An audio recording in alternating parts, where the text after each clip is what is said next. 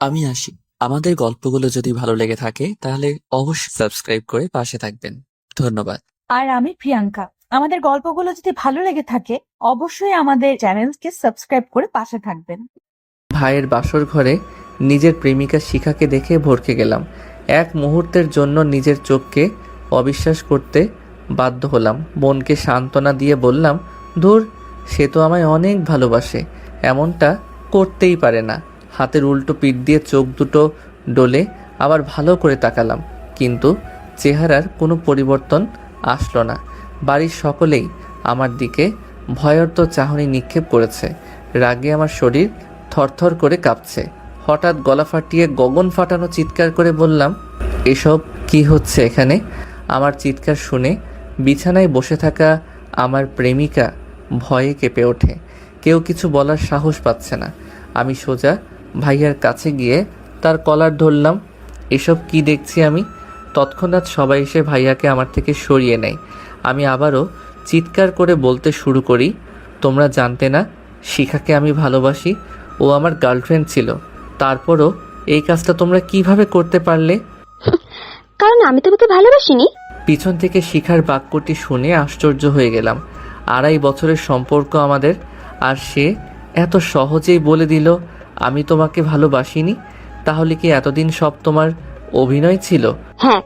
অবাক করার বিষয় হলো শিখার মুখে অনুশোচনার কোনো ছাপ নেই পর্যন্ত। আমি দিক বিদিক হারিয়ে শরীরের সর্বশক্তি দিয়ে শিখার গালে থাপ্পড় বসিয়ে দেই। এতে সে বসা থেকে শুয়ে পড়ে। এটা দেখে ভাইয়া আমাকে এলোপাথারি মারতে শুরু করে, সাথে লাথি তো আছেই। এখন ভাইয়াকে কেউ আটকাচ্ছে না। এরপর বাবা এসে থাপ্পড় মেরে বলল, তুই এতটা বিগড়ে যাবি তা কখনো ভাবিনি। নিজের ভাবির গায়ে হাত তুলিস, ছি, ভাবতেই ঘৃণা হচ্ছে তোর প্রতি। চোখের সামনে থেকে চলে যা। ভাইয়ার ঘর ত্যাগ করার পূর্বে শিখাকে উদ্দেশ্য করে বললাম, যেখানে নিজের পরিবার আমার মন বুঝলো না, যেখানে 1000 টাকা দিয়ে কাপড় কিনে রঙের গ্যারান্টি পাই না আর তোকে ফ্রিতে পেয়েছিলাম, সেখানে রং বদলানোটা খুব কঠিন কিছু নয়। সময় একদিন ঠিকই এর বিচার করবে। পৃথিবীতে সব কিছু বেইমানি করলেও সময় কখনো বেইমানি করে না। এক মুহূর্ত দেরি না করে নিজের ঘরে চলে আসলাম। ঘরে এসে বিছানায় শরীরটা এলিয়ে দিয়ে সিগারেটে আগুন জ্বালিয়ে ঠোঁটে দিয়ে লম্বা একটা টান দিয়ে ভাবনার জগতে ডুব দিলাম। একটা মানুষ কিভাবে এতটা পরিবর্তন হতে পারে সেটা ভাবলেই মনটা কেমন যেন ছন্নছাড়া হয়ে যায়। 2.5 বছরের সম্পর্ককে সে কয়েকদিনেই ভুলে গেল। পুরনো দিনের কথাগুলো ভাবলেই ঠোঁটের কোণে হাসি চলে আসে। একটা সময় ছিল যখন শিখা আমার জন্য পাগল প্রায়। যে মানুষটা আমাকে ছাড়া এক মুহূর্ত থাকতে পারতো না, আজ সেই মানুষটাই আমাকে বলছে কিনা সে আমাকে ভালোবাসে না। আজ খুব করে মনে পড়ছে তার মিষ্টি মিষ্টি আবদারগুলো। রাত 2টোর সময় আমি যখন গভীর ঘুমে আচ্ছন্ন থাকতাম, তখন সে ফোন দিয়ে বলতো, মুগ্ধ, আমার খুব আইসক্রিম খেতে ইচ্ছে করছে, একটু এনে দাও না। তার সেই মিষ্টি সুরের আবদারগুলো আমি এড়িয়ে যেতে পারতাম না। এত রাতে সারাটা শহর ঘুরে হলেও তার জন্য আইসক্রিম কিংবা চকলেট নিয়ে যেতাম। সে যখন অসুস্থ থাকতো, গভীর রাতে গাছ বেয়ে উঠে তার বেলকনি দিয়ে তার ঘরে গিয়ে মাথায় হাত বুলিয়ে দিতাম। যখন সে বলতো আমার মন খারাপ, তখন ছুটে যেতাম তার কাছে রাতভর গল্প করতে। তাকে হারানোর ভয় যখন আমাকে এতটাই ভাবাতো, তখন সে আমাকে বলতো, তুমি একদম চিন্তা করো না, আমি তোমাকে ছাড়া কোথাও যাব না। আমি সারা জীবন তোমার বুকে মাথা রেখে ঘুমাতে চাই। আর আজ থেকে সেই মেয়েটাই কিনা আমার বড় ভাইয়ের বুকে ঘুমোবে। নিয়তির কি বিচিত্র খেলা। চাকরির ইন্টারভিউ দিতে কিছুদিনের জন্য ঢাকা গিয়েছিলাম। সেখানে থাকতে হয়েছে কিছুদিন। এই কয়দিনে ঠিক মতো কথা হয়নি শিখার সঙ্গে। আর এতটুকু সময়েই সে নিজেকে এতটা পরিবর্তন করতে গেল, মজে গেল আমার ভাইয়ের মোহে। আর মজবেই না বা কেন? কত বড় অফিসার সে, মাস শেষে লাখ টাকা উপার্জন করে, আর আমি তো একটা বেকার ছেলে। ঢাকা থাকা অবস্থায় শুনেছি ভাইয়ার বিক্রি। ভেবেছিলাম তারা হয়তো আমার আসা পর্যন্ত অপেক্ষা করবে, তারপর বিয়ে হবে। কিন্তু আমার পরিবারের কাছে আমি এতটাই অবহেলার পাত্র ছিলাম যে তারা আমার অনুপস্থিতিতে ভাইয়ার বিয়ে দেয়। তারা ভাবতো আমি থাকলে যদি কোনো সমস্যা বাঁধিয়ে ফেলতাম। ভাইয়া জানতো না যে আমি শিখাকে ভালোবাসতাম, কিন্তু মা বাবা তো জানতেন। হঠাৎ হাতে গরম কিছুর ছোঁয়া টের পেয়ে হাতের দিকে তাকালাম, সিগারেটটা পুড়ে শেষ হয়ে গেছে। ঘর থেকে বেরিয়ে ছাদে গেলাম, সেখানে আরও একটা সিগারেট ধরালাম। মনের সুখে সিগারেটের টান বসালাম। পৃথিবীতে সিগারেটই হচ্ছে একমাত্র খাবার যেটা মনের অতল গহ্বরে লুকিয়ে থাকা কষ্টকে টেনে হিচড়ে বের করে উড়িয়ে নিয়ে যায় নিজের সাথে, ঘুরে বেড়ায় পথহারা পথিকের মতো। এইভাবে কয়েকটা সিগারেট শেষ করার পর বাড়ি থেকে বের হলাম। বাড়ির পাশে থাকা ব্রিজের উদ্দেশ্যে হাঁটছি আর সিগারেটের ধোঁয়া উড়াচ্ছি। কিছুক্ষণ সে কাঙ্ক্ষিত জায়গায় পৌঁছালাম। এই মুহূর্তে নিজের জীবনটাকে খেলনা মনে হচ্ছে। উদ্দেশ্য ব্রিজ থেকে লাফিয়ে আত্মহত্যা করব, কিন্তু ভিতরে ভিতরে অনেক ভয় করছে। এত দূর থেকে লাফ দিলে কি আদৌ বেঁচে থাকবো? পরক্ষণেই ভাবলাম, আরে আমি তো মরার জন্য লাফ দেব, তাহলে মৃত্যু নিয়ে চিন্তা করছি কেন? ইতিমধ্যে হাতে থাকা সিগারেটটাও শেষ হয়ে গেছে। পকেট থেকে সিগারেটের প্যাকেট বের করে দেখি সিগারেট শেষ। প্যাকেটটাকে মুখের সামনে তুলে ধরে বললাম, শেষে তুইও আমাকে ছেড়ে যাচ্ছিস? আর যাবি না বা কেন? যেখানে নিজের পরিবার পাশে রইল না, সেখানে তোকে কাছে পাওয়া বিলাসিতা মাত্র। এই পৃথিবীর সবাই স্বার্থপর রে। নিজের স্বার্থ হাসিল করে সবাই একা করে চলে যায়। দিন শেষে বেঈমানগুলোই সুখে থাকে আর কষ্টে মরে বোকা মানুষগুলো। আমরা যাকে নিজের থেকেও বেশি আপন ভাবি, একদিন সেই মানুষটাই পর করে চলে যায়। কেন এমন হয় বলতে পারিস? যা, তোকেও মুক্তি দিয়ে দিলাম বলেই প্যাকেটটা পানিতে ফেলে দিলাম। মুহূর্তে হারিয়ে গেল প্যাকেটটি। ভাবছি এভাবেই আমিও হারিয়ে যাব সবার আড়ালে। ব্রিজের রেলিংয়ের উপর দাঁড়িয়ে দিলাম লাফ। রাত 2টোর সময় অচেনা একটা মেয়ের হাতে থাপ্পড় খেয়ে আত্মহত্যার চিন্তা আপাতত মঙ্গল গ্রহে চলে গেছে। গালে হাত দিয়ে চিন্তা করছি আমাকে থাপ্পড় মারার কারণ। লাফ দিতেই যাচ্ছিলাম, তখনই কে যেন পা জড়িয়ে ধরে, তাই আর লাফ দেওয়া হয়নি। মেয়েটির দিকে ভালো করে তাকিয়ে দেখি কালো জিন্সের প্যান্ট, কালো হুডি, কালো একটা মাস্ক, হুডির টুপি মাথায় দেওয়া, সব কিছুই কালো। সামনে যে একটা মেয়ে দাঁড়িয়ে আছে সেটাই বোঝা যাচ্ছে না ঠিক মতো। আবার পাশে একটা কালো বাইকও রয়েছে। মেয়েটি আমার মুখের সামনে তুড়ি বাজিয়ে বলল, এই যে হ্যালো, বোবা হয়ে গেলেন নাকি? এইভাবে চুপচাপ কি দেখতেছেন? এতক্ষণে হুঁশ হলো আমার। তার আগে আমাকে বলেন, আপনি আমাকে মারলেন কেন? আত্মহত্যা করছিলেন তাই? জানেন আত্মহত্যা মহাপাপ? জানি, তবে আপনার সাহস দেখে অবাক না হয়ে পারলাম না। এত রাতে একা একটি মেয়ে হয়ে একটা ছেলেকে মারলেন। এখন যদি আমি আপনার কোনো ক্ষতি করি? মেয়েটি বোধহয় হাসলো। হাসির কি বললাম? আপনি হাসছেন? হাসার মতো কিছু বলেছি কি? আপনি বোবার মতো কথা বলেন। মানুষ এতটা অকৃতজ্ঞ নয় যে তার জীবন বাঁচিয়েছে তারই ক্ষতি করার চিন্তা করবে। বাহ, চমৎকার কথা বলেছে তো মেয়েটা। আপনার বুদ্ধি আছে বলতে হয়। এতটুকু বুদ্ধি নিয়ে চলতে হয়। যাই হোক, এখন বলুন, বলদের মতো মরতে কেন যাচ্ছিলেন? আরে মেয়েটা তো আজব, আমাকে বলদ বলল। সোজা সাপটা উত্তর দিলাম, আমার প্রেমিকার বিয়ে হয়েছে, সে বেইমানি করেছে আমার সাথে। আজীব ব্যাপার। মেয়েটি খিলখিল করে হাসছে। আমার কষ্টের কথা শুনে সে হাসছে। মনে কি মায়া বলে কিছু নেই? ব্যাস এইটুকুই? এই সামান্য কারণে আপনি জীবনটা শেষ করতে চাচ্ছিলেন? মিষ্টি চাঁদের দিকে তাকিয়ে দীর্ঘ একটা শ্বাস ছেড়ে বললাম, আরও কারণ আছে। সে আমার বড় ভাইকেই বিয়ে করেছে, আর পরিবারের সবার কাছে আমি অবহেলার পাত্র। মা বাবা জানতো আমাদের সম্পর্কের বিষয়ে, তারপরও তারা বিয়েটা আটকায়নি। আমার অনুপস্থিতিতে বিয়ে দিয়ে দেয়। এবার মেয়েটিও লম্বা একটা শ্বাস ছাড়লো। তার কণ্ঠ শীতল হয়ে এলো। চলুন সামনে হাঁটা যাক। হাঁটবেন? আচ্ছা চলুন। আমরা হাঁটা ধরি। এখনো পর্যন্ত কেউ কারো নামই জানলাম না। হঠাৎ সে বলে ওঠে, সত্যিই পরিবারের কাছে এমন ব্যবহার পাওয়া খুব কষ্টের। এর চেয়ে মৃত্যু যন্ত্রণাই শ্রেয়। কিন্তু মা বাবা কি করে হতে পারে সন্তানের উপর এতটা কঠোর? তারা কি সত্যিই আপনার? জি, ঠিকই ধরেছেন। তারা আমার আপন মা বাবা নয়। শুনেছি যখন ছোট ছিলাম তখনই দত্তক নিয়েছিল আমায়। আমি তো এটাও জানি না যে আমার আসল মা বাবা কি আদৌ বেঁচে আছে কিনা মরে গেছে। ছোটবেলায় সবাই খুব ভালোবাসতো, বিশেষ করে মায়ের ভালোবাসাটা পেতাম সবচেয়ে বেশি। আস্তে ধীরে যখন বড় হতে শুরু করি তখন আমার প্রতি মায়ের ভালোবাসা দেখে বড় ভাই হিংসায় জ্বলে যেত। আমি তাকে আপন ভাই ভাবতাম ঠিকই, কিন্তু তার চোখে আমি নিতান্তই উটকো একটা ঝামেলা। তাই সে উঠতে বসতে বাড়ির সকলের চোখে আমাকে যে কোনো মূল্যে অপরাধী সাজাতো। আমিও কখনো তাকে কিছু বলতাম না। তাদের নুন খেয়েছি, ছোট থেকে বড় করেছে, এই তো অনেক। এগুলো তো নিজের মা বাবাও করতে পারতো, তাই কখনো অকৃতজ্ঞ হয়ে ওঠা হয়নি। আস্তে আস্তে পরিবারের চোখে সবচেয়ে বাজে মানুষ হয়ে গেলাম। সন্তানের মতো ভালোবেসেছিল, ফেলে তো আর দিতে পারে না, তাই বাড়ির এক কোণে ফেলে রাখতো আমাকে। আমার প্রেমিকা ছিল বড়লোক বাবার একমাত্র মেয়ে, আর ছেলেও মস্ত বড় অফিসার। মাস শেষে লাখ লাখ টাকা উপার্জন করে। এদিকে আমি এক বেকার ব্যর্থ প্রেমিক। বিয়ে না দেওয়ার কোনো কারণ ছিল না। আমি আমার মা বাবাকে কখনোই ক্ষমা করব না। ইতিমধ্যেই চোখের কোণে পানি এসে জমাট বেঁধেছে। চোখের পলক ফেলতেই টুপ করে মাটিতে পড়ে গেল 2 ফোঁটা পানি। কাঁদবেন না। সময় এবং পরিস্থিতির সাথে নিজেকে খাপ খাইয়ে চলার নামই হচ্ছে জীবন, সেটা হোক সুখের কিংবা দুঃখের। সময় আর পরিস্থিতি তো বোঝে না আপনি বা আমি সুখে আছি নাকি কষ্টের দিন পার করছি। ভাগ্য নিজেকেই পরিবর্তন করে নিতে হয়। জীবনে যুদ্ধ না করলে জীবনটাকে কখনো উপলব্ধি করা সম্ভব হয়ে ওঠে না। খুব সুন্দর করে কথা বলেন আপনি। দেখে আবার প্রেমে পড়েন না জানো আমার। মেয়েটির কথা শুনে ভ্যাবাচ্যাকা খেয়ে গেলাম। মুখের উপর কেউ এভাবে বলে? জি, সবকিছু মুখের উপর বলার চেয়ে উত্তম আর কিছু নাই। মনের ভেতর এক, মুখে আরেক।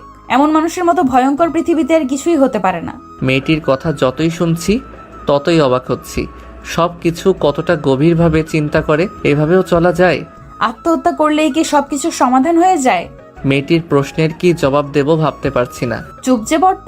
জানি না, তবে সবার থেকে নিজেকে আড়াল করে নিতে চেয়েছিলাম। আপনি বড্ড বোকা।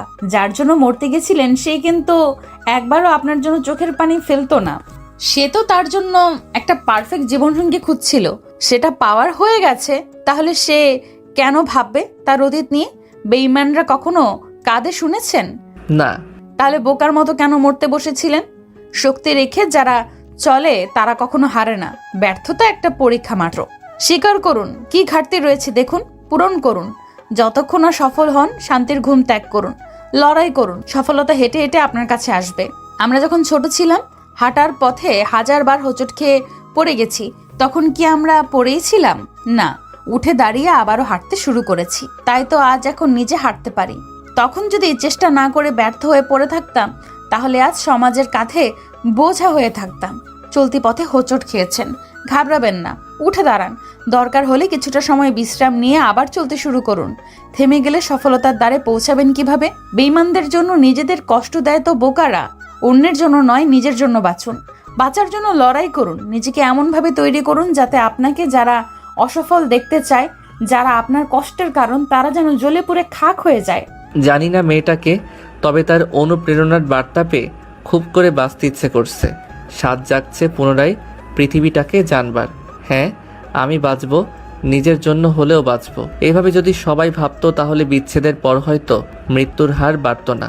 আপনার মনটা ভীষণ খারাপ, চলুন আপনাকে নিয়ে একটু ঘুরে আসি, যদি মন ভালো হয়। মেয়েটি বাইকে উঠে স্টার্ট দিল। আমিও 7-5 না ভেবে উঠে পড়লাম। জানি না সে কোথায় নিয়ে যাচ্ছে, তবে ভালো লাগছে ভীষণ। আমি ভাবছি, প্রচুর ভাবছি। কি ভাবছি সেটাও জানি না, তবে ভাবতেও ভালো লাগছে। অগোছালো চিন্তাগুলোকে গুছিয়ে নিলাম খানিকক্ষণের মধ্যেই। হঠাৎ সে বাইক থামায়। ঝাঁকুনি খেয়ে ভাবনা থেকে বেরিয়ে এলাম। সামনে একটা ছোট্ট চায়ের দোকান। দুজনে নেমে দোকানের টঙে বসলাম। চাচা, কড়াক করে 2 কাপ চা দাও তো।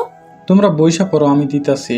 তাদের কথোপকথন শুনে বোঝার অবকাশ থাকে না তারা পূর্ব পরিচিত। দোকানদার চাচার চুল দাড়ি সব পেকে গেছে। সেও হয়তো দুনিয়ার বুকে এক যাযাবর।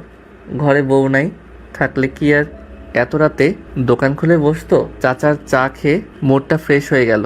চাচা, চাটা কিন্তু অনেক সুন্দর হয়েছে। ঘটা করে কথাটি বললাম চাচাকে।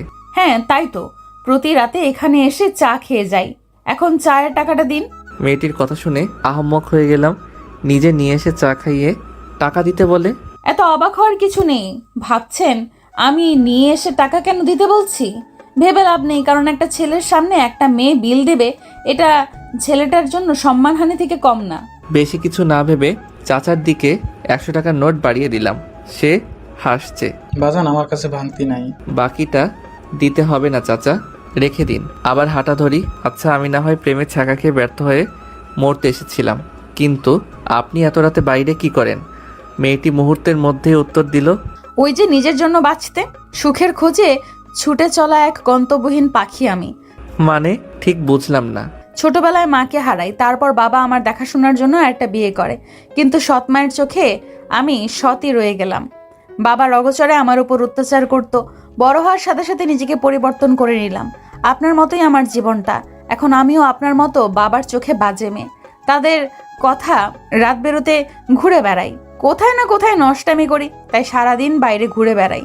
বাড়িতে গেলেই হাজারো প্যানপ্যানানি সহ্য করতে হয়, তাই শেষ রাতে বাড়ি ফেরা হয়। আমার সঙ্গী ওই বাইকটাই। যার মা নেই সেই বুঝে মা না থাকার কষ্ট। আল্লাহ পৃথিবীর সকল মাকে হাজার বছর বেঁচে থাকার তৌফিক দান করুন, আমিন। মেয়েটি আমাকে বাড়ির সামনে এসে নামিয়ে দিল। আজ সে আমাকে না বাঁচালে পৃথিবীর স্বাদটা হয়তো পেতামই না।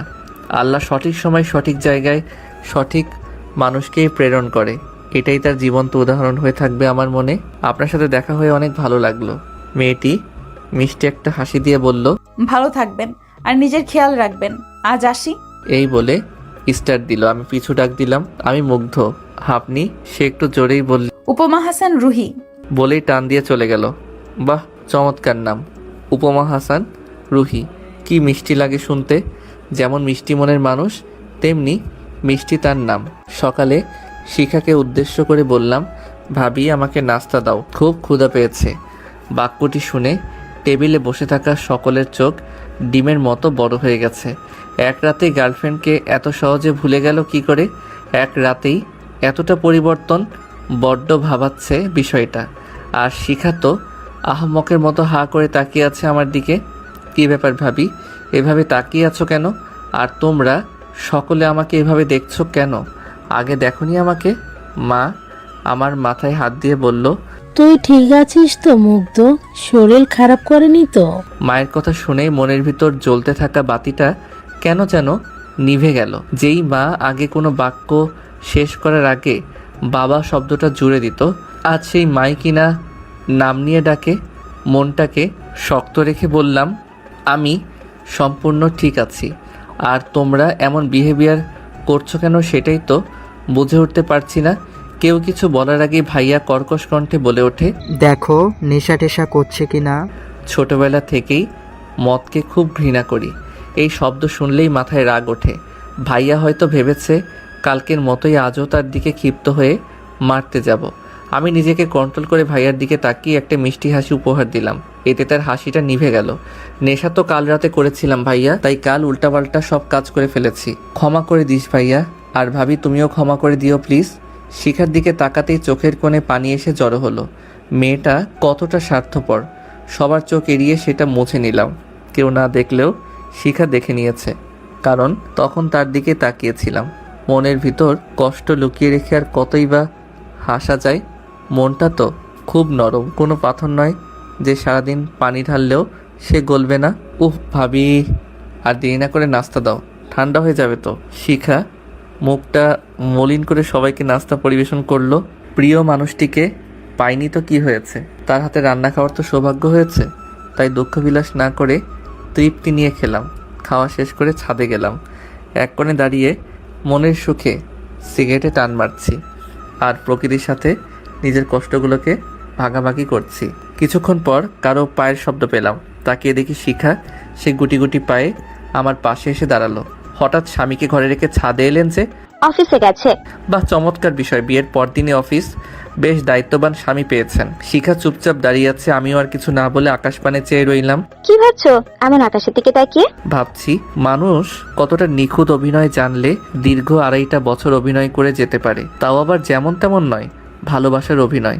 আপনি চাইলেই নাটক বা সিনেমায় কাজ করতে পারেন, বেশ নামডাক হবে। আমার কথার কোনো উত্তর দিল না শিখা। কিছু সময় নীরব থেকে বলল, তখন খাবার টেবিলে কাঁদছিলে কেন? ফিক করে হেসে দিয়ে ফেললাম। কাঁদিনি, চোখে কিছু একটা পড়েছিল তাই চোখে পানি এসেছিল। আচ্ছা একটা কথা জিজ্ঞেস করব? এর আগে তো এমন ঘটা করে অনুমতি নিতে না, তবে আজ কেন? পুরো কথা শেষ করতে না দিয়েই বললাম, আগে আপন ছিলেন আর এখন আপনি আমার কেউ না, তাই আগের কথা টেনে কথা না বললেই ভালো। যাই হোক বলেই ফেলি, আমি আসলে জানতে চাচ্ছি আমার সাথে প্রতারণা করার কারণটা কি? এমন অপরাধ করেছিলাম যার জন্য এই ভয়ঙ্কর শাস্তি দেওয়া হলো? সবকিছু তোমার ভাইয়ের কথাই করেছি। চমকে উঠলাম কথাটি শুনে। তার মানে এটাতেও ভাইয়ার হাত রয়েছে? মানে? তোমার ভাইয়ের সাথে আমার রিলেশন 3 বছরের। একদিন হঠাৎ তোমার ভাইয়া আমাকে বলে তোমার জন্য নাকি মা তাকে ভালোবাসেনি, সব ভালোবাসা তুমি একাই পেয়েছো, এমনকি সব সম্পত্তি তোমার নামেই করে দেবে। তাই সে তোমার সাথে আমাকে ভালোবাসার নাটক করতে বলে, তাই আমিও তার কথায় রাজি হয়ে যাই। শিখার কথা শুনে বেশ পাগলের মতো হাসতে ইচ্ছে করছে, হেসেও ফেললাম। তুমি হাসছো? কাল দিন পর্যন্ত খুব অহংকার করে বলতে পারতাম আমার একটা আপন মানুষ ছিল, কিন্তু আজ যে সম্পূর্ণ একা হব এটা ভাবিনি কখনো। এখন থেকে আমি শুধুই আমার। তোমার কথা ঠিক মানে বুঝলাম না। হ্যাঁ, তোমার শ্বশুর শাশুড়ি আমার নিজের মা বাবা নয়, দত্তক নিয়েছিল। ছোটবেলায় ভালোবাসতো ঠিকই, কিন্তু এখন আমি তাদের কাছে ডাস্টবিনের আবর্জনা, আর বাকি রইল সম্পত্তি। আরে যেখানে আপন মানুষগুলো দূরে ঠেলে দেয়, সেখানে তার থেকে বড় কষ্টের আর কি হতে পারে? সম্পত্তি দিয়ে কি হবে যদি মনেই সুখ না থাকে? জানো শিখা, এই পরিবার থেকে যখন অবহেলা পাচ্ছিলাম, তখন হুট করে তুমি আমার জীবনে অনুপ্রবেশ করলে, আর তারপর আস্তে আস্তে তুমি নিজেই ভালোবাসার হাত বাড়িয়ে দিলে। তখন আমি আবার নতুন একটা পৃথিবী সাজাতে ব্যস্ত হয়ে পড়লাম। সবাই যখন আমাকে তাদের দ্বার থেকে তাড়িয়ে দিল, তখন শেষে এসে তোমার দ্বারে দাঁড়ালাম। তুমি দরজাটা খুললে ঠিকই, হাতটাও বাড়িয়ে দিলে, কিন্তু শেষ মুহূর্তে এসে মুখের উপর দরজাটা বন্ধ করে দিলে। এখন আর আমার পৃথিবীতে কেউ রইল না। না পেলাম নিজের মা বাবার ভালোবাসা, না পেলাম টাকা দিয়ে কিনে নেওয়া মা বাবার ভালোবাসা, আর না পেলাম প্রিয় মানুষটার ভালোবাসা। আমার জীবনটা কতটা রঙিন, তাই না শিখা? চারিদিকে শুধু সুখ আর সুখ। আমার সাথেই কেন এমন হলো বলতে পারো? নিচে যারা আছে তারা তোমার আপন মা বাবা নয়। কেন? সব কিছুই যখন বলেছে তখন এটাও নিশ্চয়ই বলেছে। তুমি এতিম, এটা কখনো বলেনি। শিখার দিকে তাকিয়ে দেখি তার চোখ দিয়ে অনর্গল পানি পড়েই চলেছে। করুণা হচ্ছে আমার প্রতি।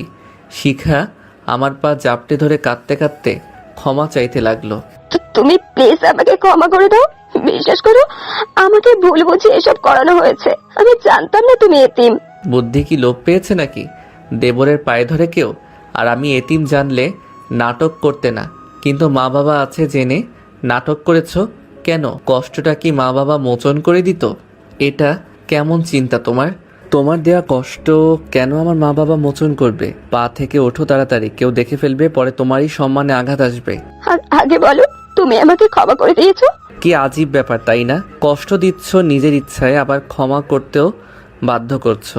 নিয়তির কি খেলা! তোমাকে জায়গা দিয়েছিলাম বুকের অতল গহ্বরে, আর আজ রয়েছ তুমি আমার পায়ে।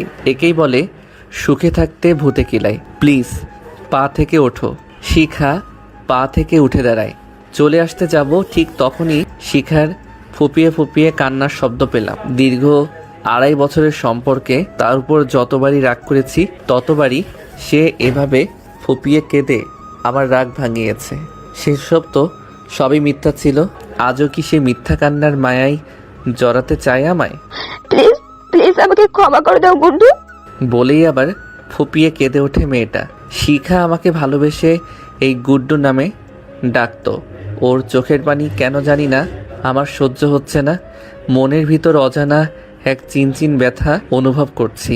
হিতাহিত জ্ঞান হারিয়ে শিখাকে জড়িয়ে ধরলাম। সে আমাকে ভালো না বাসলেও আমি তো বেসেছি। আমিও যদি তাকে কষ্ট দেই, তাহলে আমাদের মধ্যে পার্থক্য রইল কি? আমি তো সত্যিই ভালোবেসেছি, তাই আমার উচিত তাকে ক্ষমা করে দেওয়া। শিখার কপালে ছোট্ট একটা চুম্বন করে বললাম, আচ্ছা ক্ষমা করে দিলাম তোমায়। দোয়া রইল তোমার জীবনের প্রতিটি কোণা সুখ দিয়ে ভরে উঠুক। আমি জানি এখানে থাকলে আমাদের সম্পর্কটা একদিন পরকীয়ায় পরিণত হবে, তাই আমাকে অনেক দূরে চলে যেতে হবে। 2 দিন পরে সবার কাছ থেকে বিদায় নিয়ে চলে এলাম ঢাকা শহরে। আসার সময় সবাই খুশি হলেও শিখার চোখের কোণে ছিল জমাট বাঁধা পানি। তাকে ইশারায় বলেছিলাম, কখনো কাঁদবে না, সব সময় মুখে হাসি রেখা ফুটিয়ে রাখবে।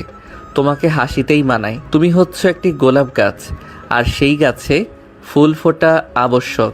আজ 3 বছর পর আবার নিজ শহরে পা রাখছি। পরনে পুলিশের উর্দি, পদবিটা পেয়েছি ওসি সাহেবের। নিজের শহরে পা রাখতেই পুরনো দিনের কথাগুলো লাফিয়ে উঠল মাথায়। শিখাকে দেখার অদম্য ইচ্ছা জাগলো মনে, কিন্তু যেটা হারিয়ে যাবার সেটা তো হারিয়ে গেছেই। তাই নিজের ইচ্ছেটাকে মাটি চাপা দিয়ে থানায় চলে গেলাম। সবাই খুব সুন্দর করে সম্মান জানালো আমাকে, আমার আসন দেখিয়ে দেওয়া হলো। আমি আরামসে সেখানে বসলাম। কিছুক্ষণ পর একটা মেয়ের কণ্ঠ শুনে মাথা তুলে তাকালাম। মেয়েটি আমাকে দেখে অবাক হয়েছে মনে হলো। নেম প্লেটে লেখা উপমা। নামটা দেখে আমিও ভড়কে গেলাম। এটা কি সেই উপমা যেই উপমাকে আমি অনেক দিন যাবৎ খুঁজছি? পরক্ষণেই ভাবলাম, আরে ধুর, এটা তো কখনোই হতে পারে না, কারণ যে উপমা আমাকে বাঁচিয়েছে সে একটু মোটা ছিল, কিন্তু এই মেয়েটা তো একেবারেই চিকন। স্যার, আমি উপমা, এই থানার এসআই। আপনার জন্যই আমার ডিউটি দেওয়া হয়েছে। যাক, শুনে ভালো লাগলো। একটা সুন্দরী মেয়ের সাথে ডিউটি করতে পারবো। কেটে গেল 1 মাস। এই 1 মাসে কত শতবার যে তাকে খুঁজেছি। হ্যাঁ, মনে পড়েছে। সে বলেছিল সে প্রতিদিন রাতে ওই চাওয়ালা চাচার দোকানে গিয়ে চা খায়। একবার সেখানে গিয়ে খোঁজ করলে মন্দ হয় না। গেলাম রাত 2টোর সময়, কিন্তু হতাশ হওয়া ছাড়া উপায় ছিল না। দোকান খোলা ছিল ঠিকই, কিন্তু উপমা নেই। আশেপাশে তাকিয়েও লাভের লাভ কিছু হলো না। চাচার কাছে 1 কাপ চা চাইলাম। চাচা সাধারণভাবেই তাকায় আমার দিকে। হয়তো চিনতে পারিনি। একদিনের দেখাই কি আর এতদিন মনে থাকে?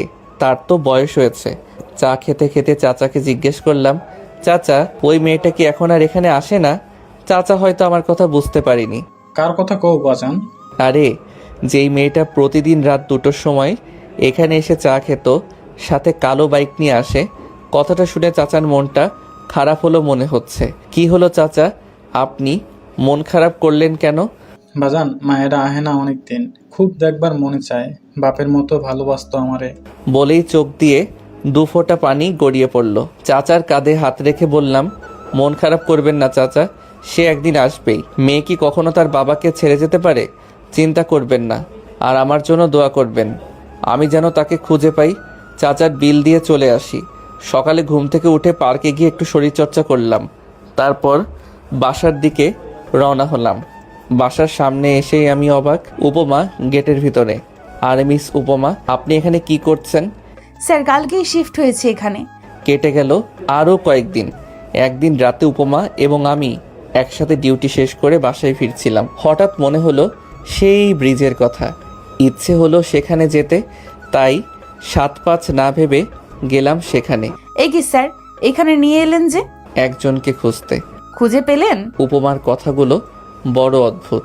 কেন যেন মনে হয় জেনেও না জানার ভান করে, যে ছুটে বেড়ায় শুধু ধরা দিতেই চায় না। আচ্ছা স্যার, একটা প্রশ্ন করব। হ্যাঁ, করুন। আপনি কি বিবাহিত? একটা মুচকি হেসে জবাব দিলাম। আমার কথা শুনে মেয়েটি মনে হয় খুশি হলো। সে আবারও প্রশ্ন করে, কাউকে ভালোবাসেন? তার কথা শুনে মনটা কেমন যেন খারাপ হয়ে গেল। মনে পড়ল পুরনো দিনের সেই স্মৃতিগুলো। একটা দীর্ঘশ্বাস ছেড়ে বললাম, একজনকে ভালোবাসতাম, কিন্তু সে আমাকে ছেড়ে চলে গেছে তার সুখের ঠিকানায়, যেখানে গেলে সে ভালো থাকবে। এখন আর কাউকে ভালোবাসেন না? সেদিকে আর পা বাড়ানো হয়নি, তবে একজনকে খুব করে অনুভব করি।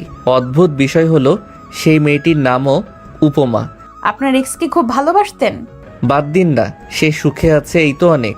আমার ভালোবাসা পূর্ণতা পায়নি তো কি হয়েছে? সে সুখী হলেই হলো। তাকে তো আমি আমার সাথে সুখী দেখতে চেয়েছিলাম, আর সে সুখেই আছে। শুধু মানুষটাই আলাদা, এতে ক্ষতির কি? আমার কথা শুনে মেয়েটি একটা লম্বা শ্বাস ছাড়ল। তারপর আবার কি হলো? উপমা হেসে দেয়।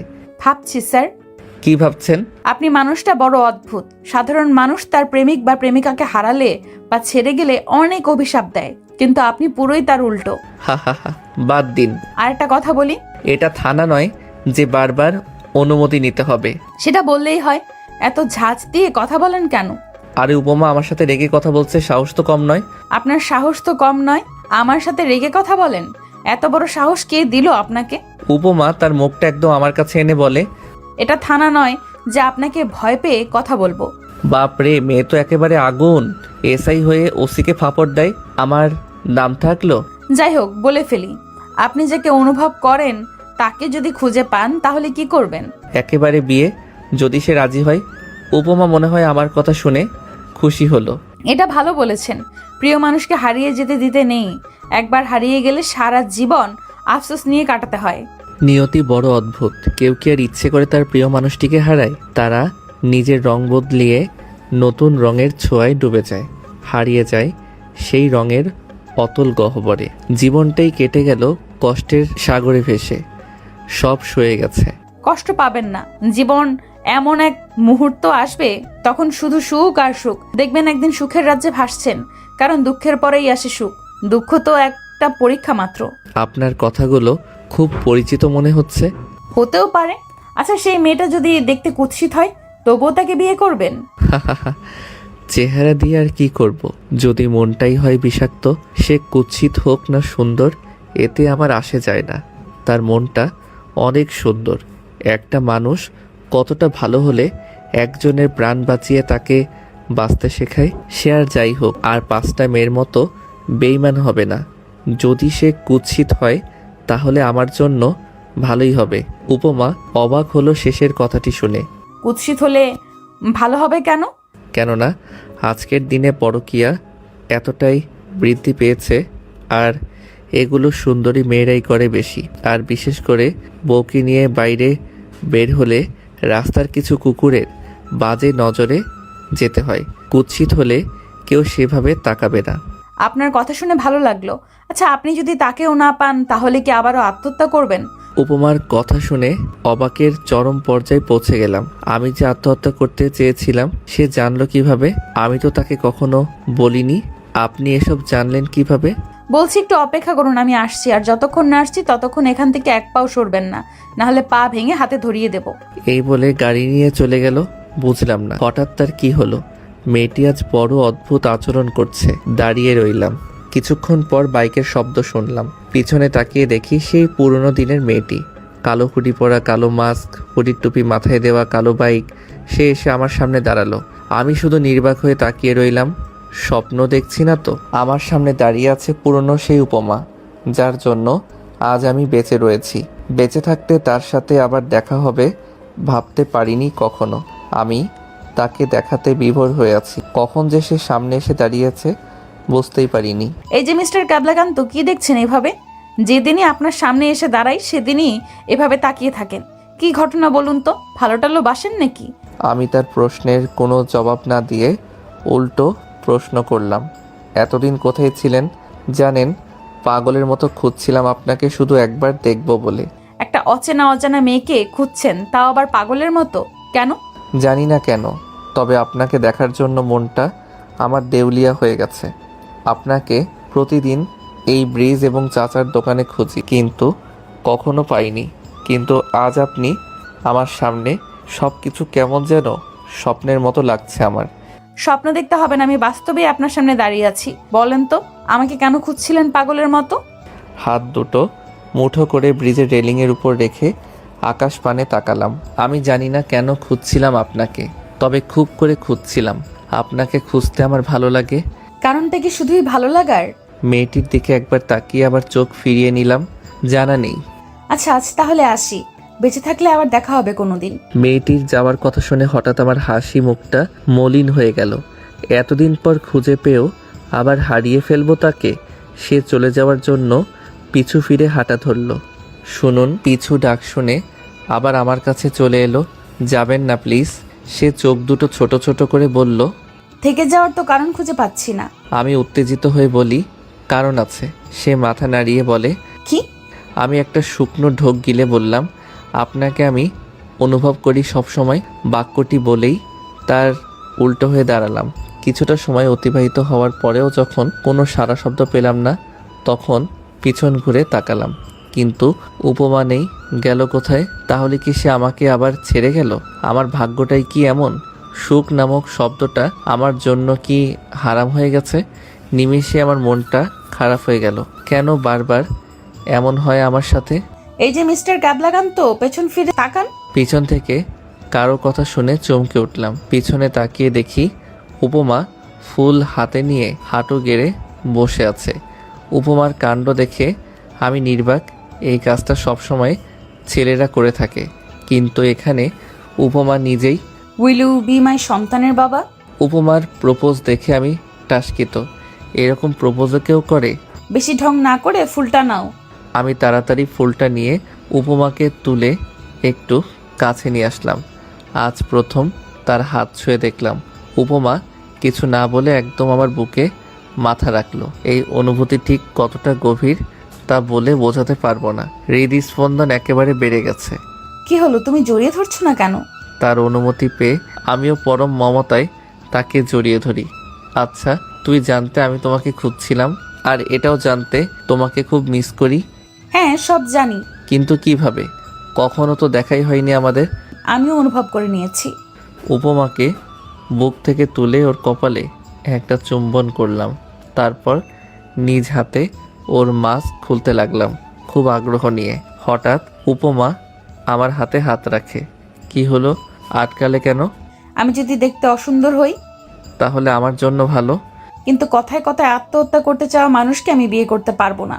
সেই ভয় এখন আর নেই, নিজেকে পরিবর্তন করে নিয়েছি। সত্যি তো? বিশ্বাস না হলে তুমি চলে গিয়ে দেখো, এক ফোঁটা পানিও পড়তে দেব না চোখ দিয়ে। তাই? আমি চলে গেলে তুমি কাঁদবেও না? ঠিক আছে, তাহলে চলেই যাচ্ছি। উপমা চলে যেতে ধরলেই ওকে টেনে বুকে জড়িয়ে নিলাম। একজন তো চলে গেছে নিজের ইচ্ছেতে, তোমাকে কোথাও যেতে দিচ্ছি না। ঢং। মানুষ বোকা হয়ে জানতাম, কিন্তু তুমি এতটা ক্যাবলাকান্ত হবে ভাবিনি। তোমাকে যে কি দেখে এত বড় পুলিশ অফিসার বানালো, যে মানুষ একটা মেয়েকে মনের কথা বলতে ভয় পায়, সে কিভাবে চোর খুনির পেছনে দৌড়ায়। উপমার কথা শুনে অজান্তেই হেসে দেই। কি হলো, হাসছো কেন?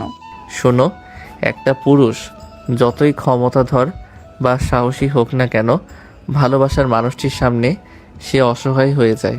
সে আর কিছু বলল না। আমি আবারও উপমার মাস্কে হাত দিলাম। এবার আর বাধা দিল না। আস্তে আস্তে নাকের নিচে নামিয়ে ফেললাম। নাকটা একদম খাড়া আর একটু লাল হয়ে আছে, একটু চেনা চেনা লাগছে। এবার পুরোটা খুলে ফেললাম।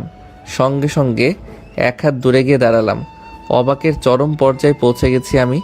এতদিন যার সাথে সব সময় ডিউটি করতাম, সেই মেয়েটি সেই পুরনো উপমা। সে সব জেনেও চুপ ছিল। তুমি? সে নিশ্চিন্ত হয়ে উত্তর দেয়, হ্যাঁ আমি। এতে তো অবাক হচ্ছ কেন? পছন্দ হয়নি নাকি আমাকে ভালোবাসা যাবে না আমায়? এরকম কিছুই না, কিন্তু তুমি সব জানার পরেও আমাকে বলনি কেন? বললে কি আজ আপনার মনের কথাগুলো জানতে পারতাম? আচ্ছা সরি। হঠাৎ ওর আপনি বলাই বুঝলাম অভিমান করেছে। সে ভেবেছিল তাকে দেখে খুশি হব, কিন্তু তা না করে হয়েছি অবাক। সরি দিয়ে হবে না, শাস্তি তো পেতেই হবে। সে অসহায় দৃষ্টিতে তাকিয়ে রইল। আমি ওকে মারার জন্য হাত তুলতে সে চোখ দুটো বন্ধ করে নিল। আমি আর বিলম্ব না করে ওকে কোলে তুলে নিলাম। উপমা আরও বেশি ভয় পেল, কিন্তু চোখ এখনো বন্ধ। সে ভাবছে কি হচ্ছে এসব। আমি তার নাকের ডগায় আলতো করে একটা চুম্বন করলাম। সঙ্গে সঙ্গে সে চোখের পাতা খুলে তাকায়। কি করছো, মানুষ দেখবে তো? তুমি আবার কবে থেকে মানুষের কথা চিন্তা করা শুরু করলে? এভাবে হেসো না, কন্ট্রোল হারিয়ে ফেলবো। এই খবরদার, রাস্তায় কোনো ভণ্ডামি চলবে না। কে শুনে কার কথা? উপমার দুই চোখের পাতায় এবার চুম্বন করলাম। সে লজ্জায় বুকে মাথা লুকালো। তাকে বাইকের উপর বসিয়ে দিলাম। নাও চালাও, বাসায় চলো। উপমা স্টার্ট দিল। আমি পিছনে বসে ওকে জড়িয়ে ধরে ঘাড়ে থুতনি রাখলাম। এতে সে শিউরে ওঠে। মুগ্ধ, কি করছো প্লিজ? ওর কানের নিচে ঠোঁটের স্পর্শ করলাম। তারপর ঘাট থেকে থুতনি সরিয়ে নিলাম, তবে জড়িয়ে ধরে আছি। আর সে আপন গতিতে বাইক চালাতে শুরু করে। আজ আমার কতটা ভালো লাগছে বলে বোঝানো প্রায় অসম্ভব। প্রিয় মানুষকে কাছে পাওয়ার অনুভূতি আলাদা। আচ্ছা, তুমি কবে থেকে আমায় ভালোবাসো? যবে থেকে আমার অনুভবে তুমি এসেছো। পাগল। সকালবেলা কলিং বেল বাজানোর শব্দে ঘুম ভেঙে গেল। একরাশ বিরক্তি নিয়ে দরজা খুলে দেখলাম উপমা দাঁড়িয়ে আছে হাতে বাটি নিয়ে। উপমাকে দেখার সঙ্গে সঙ্গে আমার মুখের বিরক্তি উবে গেল। উপমাকে দেখে মনটা কেমন যেন খুশিতে ভরে ওঠে। বুকে দু হাত গুজে দিয়ে দরজায় হেলান দিয়ে বললাম, কি ব্যাপার ম্যাডামের আজ আমার বাড়িতে আগমন? উপমা মুখটা ভেঙচি দিয়ে বলল, এমন হিরোদের মতো ভাবনা নিয়ে দরজা থেকে সরে দাঁড়াও, আমি ভেতরে যাব। অজ্ঞতা সে আমাকে ঠেলে ভিতরে ঢুকলো। অমনি আমার হাওয়া ফুস করে বেরিয়ে গেল। তোমার বেডরুম কোনটা? আমি অসহায় ছেলের মতো দেখিয়ে দিলাম। উপমা বাটি নিয়ে চলে গেল আমার রুমে।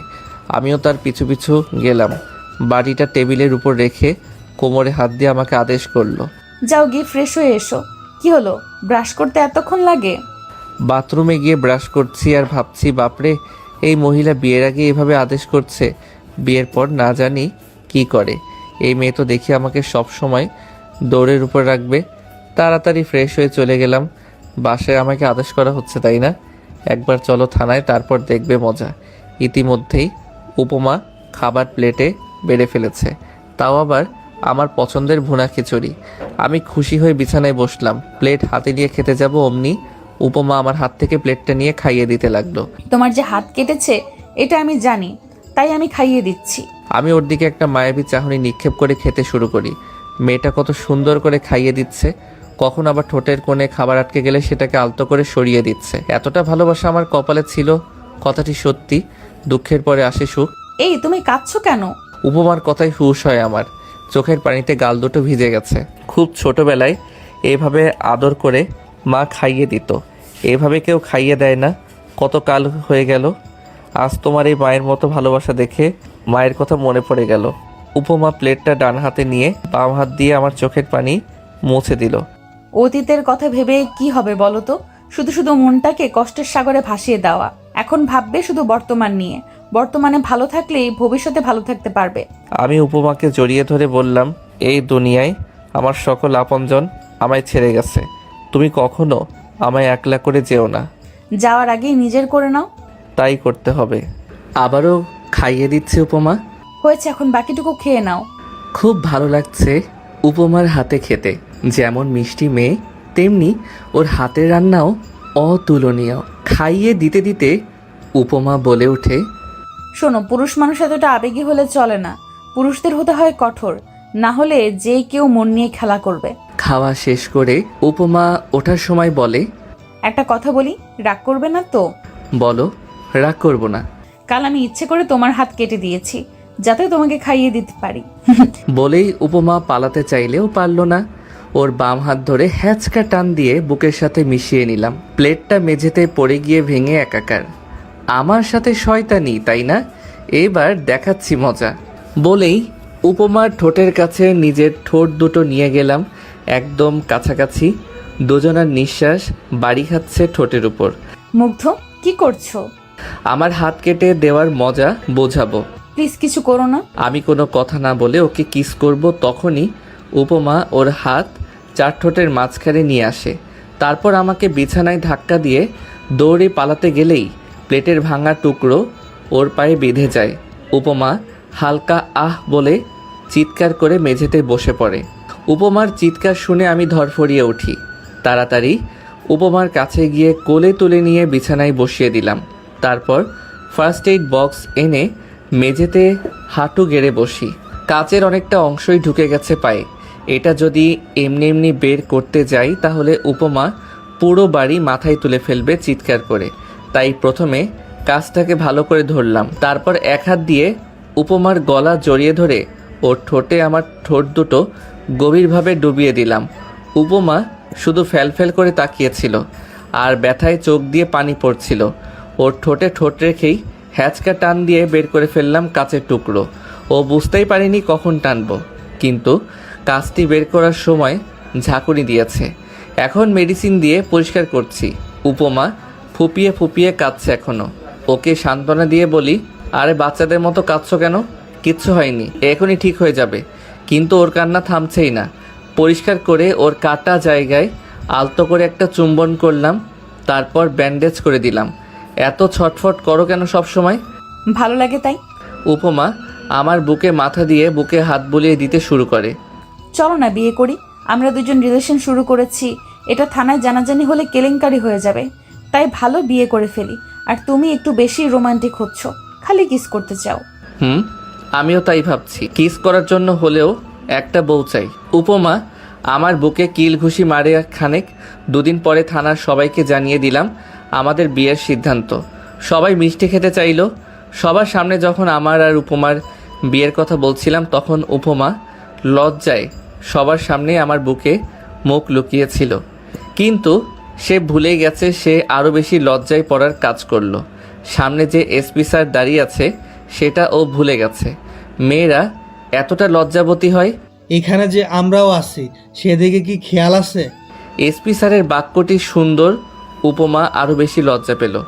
আমার আর বুঝতে বাকি রইল না, আর কিছুক্ষণ থাকলে উপমা লজ্জার ঠেলায় জ্ঞান হারিয়ে ফেলবে। আমি উপমাকে নিয়ে চলে আসতে যাব, ঠিক তখনই এসপি স্যার আমার কাছে এসে কাঁধে হাত রেখে বললেন, তোমাদের জন্য শুভকামনা রইল ইয়াং ম্যান।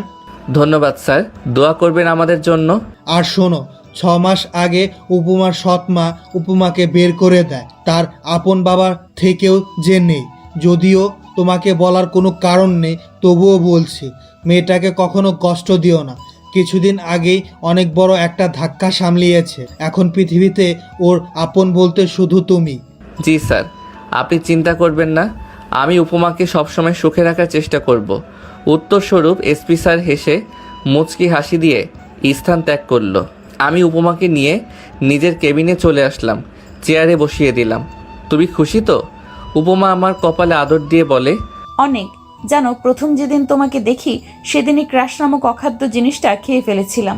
ভাবছিলাম এত কিউট গুলুমুলু একটা ছেলে আত্মহত্যা করতে যাচ্ছে। ভাবছিলাম তোমার সাথে তখনই প্রেম শুরু করতে, কিন্তু পরে যখন শুনলাম তুমি ছ্যাঁকা খেয়ে ব্যাকা হয়ে গেছো, তখন আর সাহস পাইনি বলার।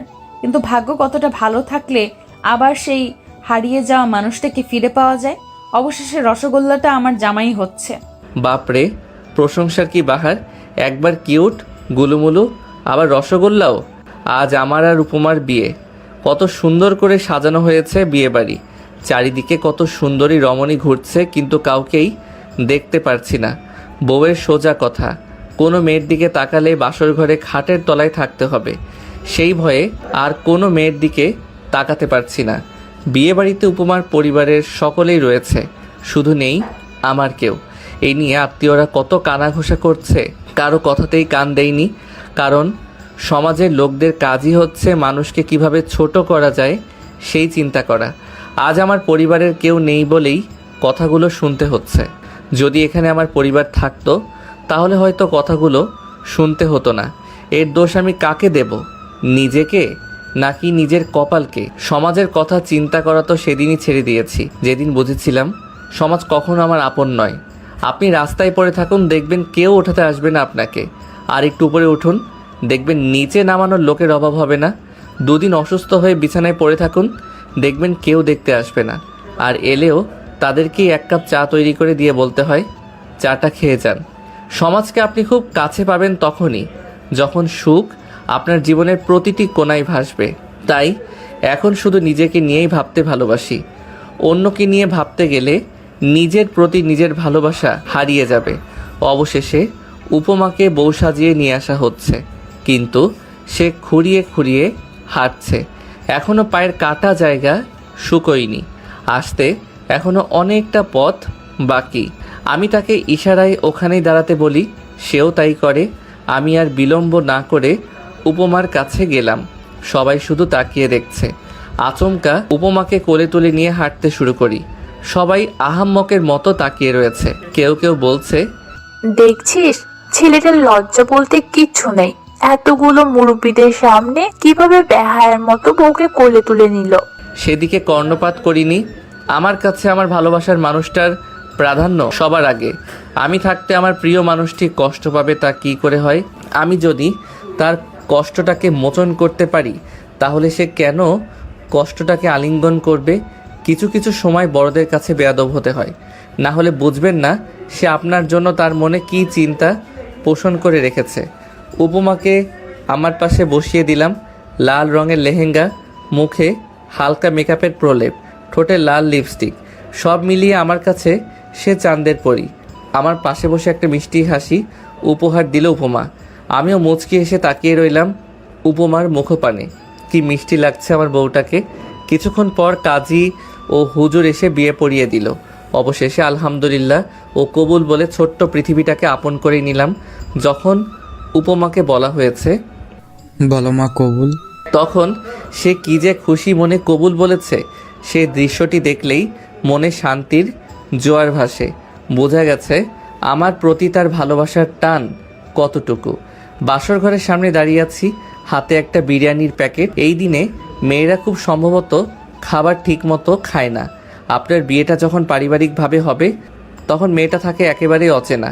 যদি শুরু থেকে মেয়েটির মন পেতে চান তাহলে বাসর ঘরে 1 প্যাকেট বিরিয়ানি নিয়ে যান, বউকে সুন্দর করে খাইয়ে দিন। দেখবেন আল্লাহর তরফ থেকে তার মনে আপনার জন্য একটা সুন্দর ভাবনার সৃষ্টি হবে। সে বুঝতে পারবে আপনি ভরসা করার মতো একটা মানুষ পেয়েছি, যে মানুষটা শুরুতেই আমার কেয়ার করছে, অবশ্যই বাকি জীবনটাও তার সর্বোচ্চটা দিয়ে আগলে রাখবে। আপনার এই আচরণে মডার্ন মেয়েটাও নুয়ে যেতে পারে। আল্লাহর নাম নিয়ে দরজা খুলে ভিতরে প্রবেশ করি। আমাকে দেখে উপমা মিষ্টি কণ্ঠে সালাম দিল। আসসালামু আলাইকুম। মুচকি হেসে উত্তর দিলাম, ওয়ালাইকুম আসসালাম। প্যাকেটটা বিছানায় রেখে বউয়ের পাশে গিয়ে বসি। বউ ইয়া লম্বা ঘোমটা টেনে বসে আছে। ঘোমটা তুলে উপমার কপালে ও দুই চোখের পাতায় আদর দিলাম। ওর চোখে মুখে হাসির ঝলকানি। ও হাসলে যেন হেসে দেয় পৃথিবী। হাত ধুয়ে এসে প্যাকেটটা খুলে খাবার হাতে নিয়ে বললাম, সারাদিন তো বোধহয় কিছু খাওনি, নাও হা করো। এসবের কি দরকার ছিল? আমার তো খিদে পাইনি। তাহলে ফেলে দিয়ে আসি। আরে রাখছো কেন? আজ তোমাকে একেবারে নিজের করে পাবো, এই খুশিতেই তো মন আর পেট দুটোই ভরে গেছে। আর তুমি এতটা ভালোবেসে নিয়ে এসেছো, আমি না খেয়ে পারি? এখন খাইয়ে দাও। মেয়েটার উপর কোনোভাবেই রাগ করা যায় না। হি হি হি করে যখন হেসে দেয় তখন মনে হয় চাঁদটা হাসছে। যার হাসি এতটা মায়াবী, যার মনটা বাচ্চাদের মতো কোমল, তার উপর কি আদৌ রাগ করে থাকা যায়? তার উপর তো একটা কঠিন মনের মানুষও নরম হতে বাধ্য। উপমাকে খাইয়ে দিলাম। সে অনেক তৃপ্তি নিয়ে খেলো। বুঝতে বাকি ছিল না সে সারাদিন এত মানুষের ভিড়ে কিছু খায়নি। সেও আমাকে খাইয়ে দিয়েছে। চলো না একটু ছাদে গিয়ে ঘুরে আসি। আমি কোনো কথা না বলে উপমাকে কোলে তুলে নিয়ে ছাদে গেলাম। দোলনায় বসে উপমাকে কোলে বসিয়ে নিলাম। সে পরমানন্দে আমার বুকে মুখ গুজলো। আমি উপমার মাথায় হাত বুলিয়ে দিচ্ছি।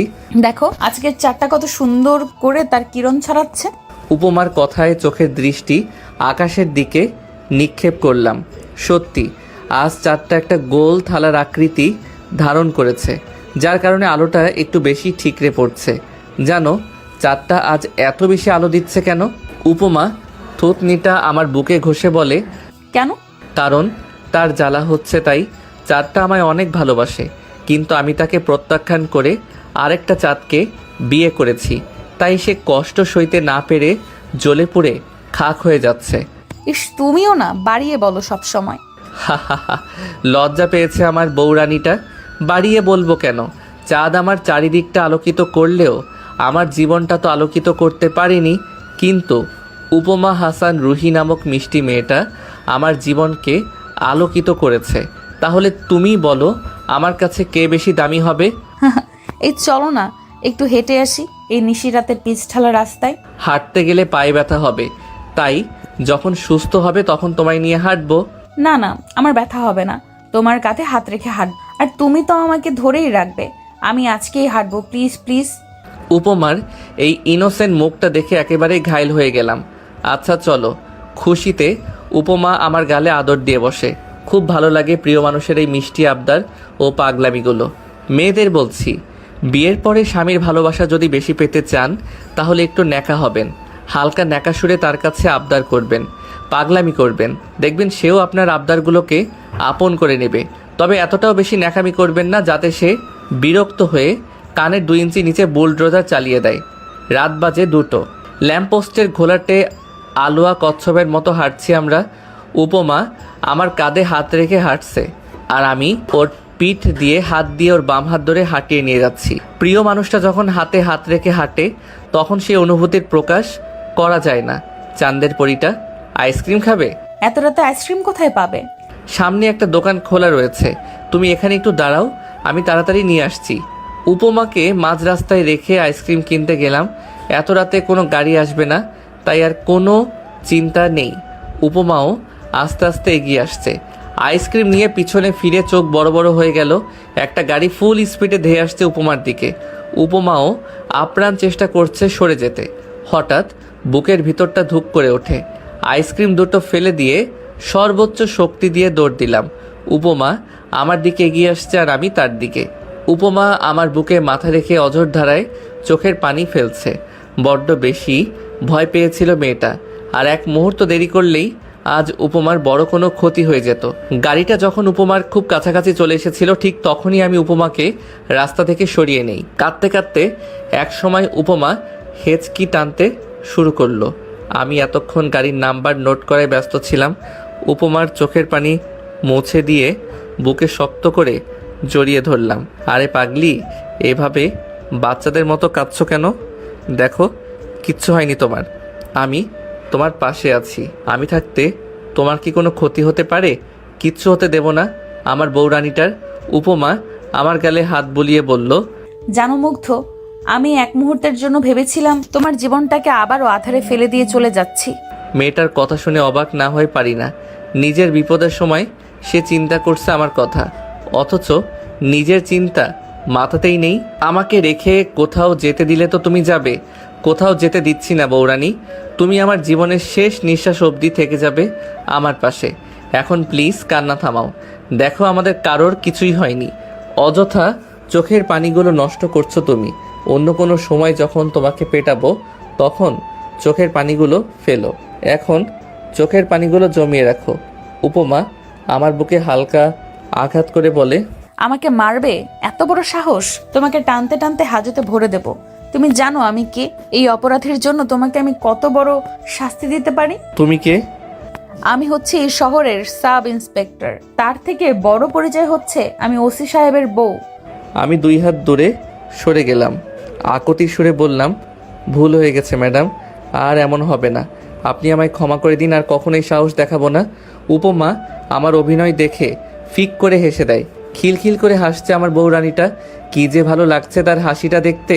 হয়েছে, এখন আমাকে কোলে নিয়ে বাসায় চলো, তাহলেই আর শাস্তি পেতে হবে না। অজ্ঞতা বউকে আবার কোলে নিয়ে হাঁটা ধরি বাসার পথে। বাসায় এসে দুজনে ফ্রেশ হয়ে বিছানায় বসলাম। পকেট থেকে ফোনটা বের করে কনস্টেবলকে কল করি। আসসালামু আলাইকুম স্যার। স্যার, এই সময় আমাকে কল দিলেন? ওয়ালাইকুম আসসালাম। তোমার একটা কাজ আছে। তোমাকে একটা গাড়ির নাম্বার দিচ্ছি, খোঁজ করে দেখো কার গাড়ি, আর দেখা পেলেই থানায় নিয়ে আসবে। ওকে, নাম্বারটা দিলাম। ঠিক আছে স্যার, আমি দেখছি। ফোনটা পাশে রেখে উপমার হাতটা আমার হাতের মুঠোয় নিয়ে ওর দিকে তাকালাম। মেয়েটির মুখে এখনো ভয়ের ছাপ স্পষ্ট দেখা যাচ্ছে। ওর মুখে হাত বুলিয়ে বলি, এখনো ভয় পাচ্ছ? এতটা ভয় পেলে চলবে? তুমি তো একজন সাহসী পুলিশ অফিসার, তোমাকে এভাবে ভয় পাওয়া মানায় না। উপমা আবারও 2 ফোঁটা পানি ফেললো। ভয় আর কি নিজের জন্য হচ্ছে, ভয় হয় তোমায় নিয়ে। একবার তো সামলে নিয়েছো, তখন তো আমি সাহায্য করেছিলাম, কিন্তু এবার যদি আমি হারিয়ে যাই তাহলে তোমার কি হবে? উপমার চোখের পানি মুছে দিলাম। তুমি শুধু শুধু এসব ফালতু চিন্তা করছো। তোমার কি হবে? হ্যাঁ, কিচ্ছু হবে না তোমার। আমার মনে হয় এটা একটা ইচ্ছেকৃত ষড়যন্ত্র। কিভাবে বুঝলে? আমি প্রথমে ভেবেছিলাম গাড়িটা ব্রেক ফেল করেছে, কিন্তু পরে যখন দেখলাম গাড়িটা সম্পূর্ণ নিয়ন্ত্রণে রয়েছে, তখন আর বুঝতে বাকি রইল না এটা তোমাকে মারার একটা পরিকল্পনা। আমি কার কি ক্ষতি করেছি যে আমায় মারবে? পুলিশ জয়েন করার পর তো কোনো অপরাধীকেও ধরিনি, তাহলে আমাকে মারার মতো কে থাকবে? আমি যেটা আন্দাজ করছি, যদি সেটা হয় তাহলে একদম শেষ করে ফেলবো তাকে। কাকে শেষ করবা তুমি? বাদ দাও, এখন ঘুমাবে চলো। উপমা আহ্লাদি কণ্ঠে বলল। আজকে রাতে কেউ ঘুমায়, আমাকে আদর করবা না? উপমার কপাল থেকে কয়েকটা চুল সরিয়ে দিয়ে বললাম, আজ তোমার উপর অনেক ধকল গেছে, এখন একটু বিশ্রাম করো। আদর তো সারা জীবনই করতে পারবো। উপমা ভেংচি কেটে বলল, বিয়ের আগে কত চাপাবাজি, আমাকে দেখলে রোম্যান্স করতে ইচ্ছে করে, এটা করতে ইচ্ছে করে, ওটা করতে ইচ্ছে করে। এখন নেতিয়ে পড়েছে। বাপরে, মেয়ে তো দেখি সাংঘাতিক। আমার পুরুষত্বের দিকে আঙুল তুলেছে, এটা তো মেনে নেওয়া যায় না। মুহূর্তের মধ্যেই উপমাকে বিছানায় চেপে ধরে ঠোঁটে মুখে ইচ্ছে মতো আদর করতে লাগলাম। তারপর দীর্ঘ সময় নিয়ে একটা ওয়ানডে ম্যাচ খেললাম। যা ডোজ দিয়েছি তাতে মনে হয় না উপমা বিছানা থেকে উঠে হাঁটতে পারবে। এদিকে উপমা শুধু ফুঁসছে, বেচারি কিছু বলতেও পারছে না। হা হা হা, বেশি ভাব নিতে গিয়ে ফাটা বাঁশের চিপায় পড়ছে। শয়তান, খবিস, হনুমান, গন্ডার, জিরাফ, লেজকাটা বানর, আদর করতে বলেছি বলে এভাবে? এখন আমি হাঁটবো কিভাবে?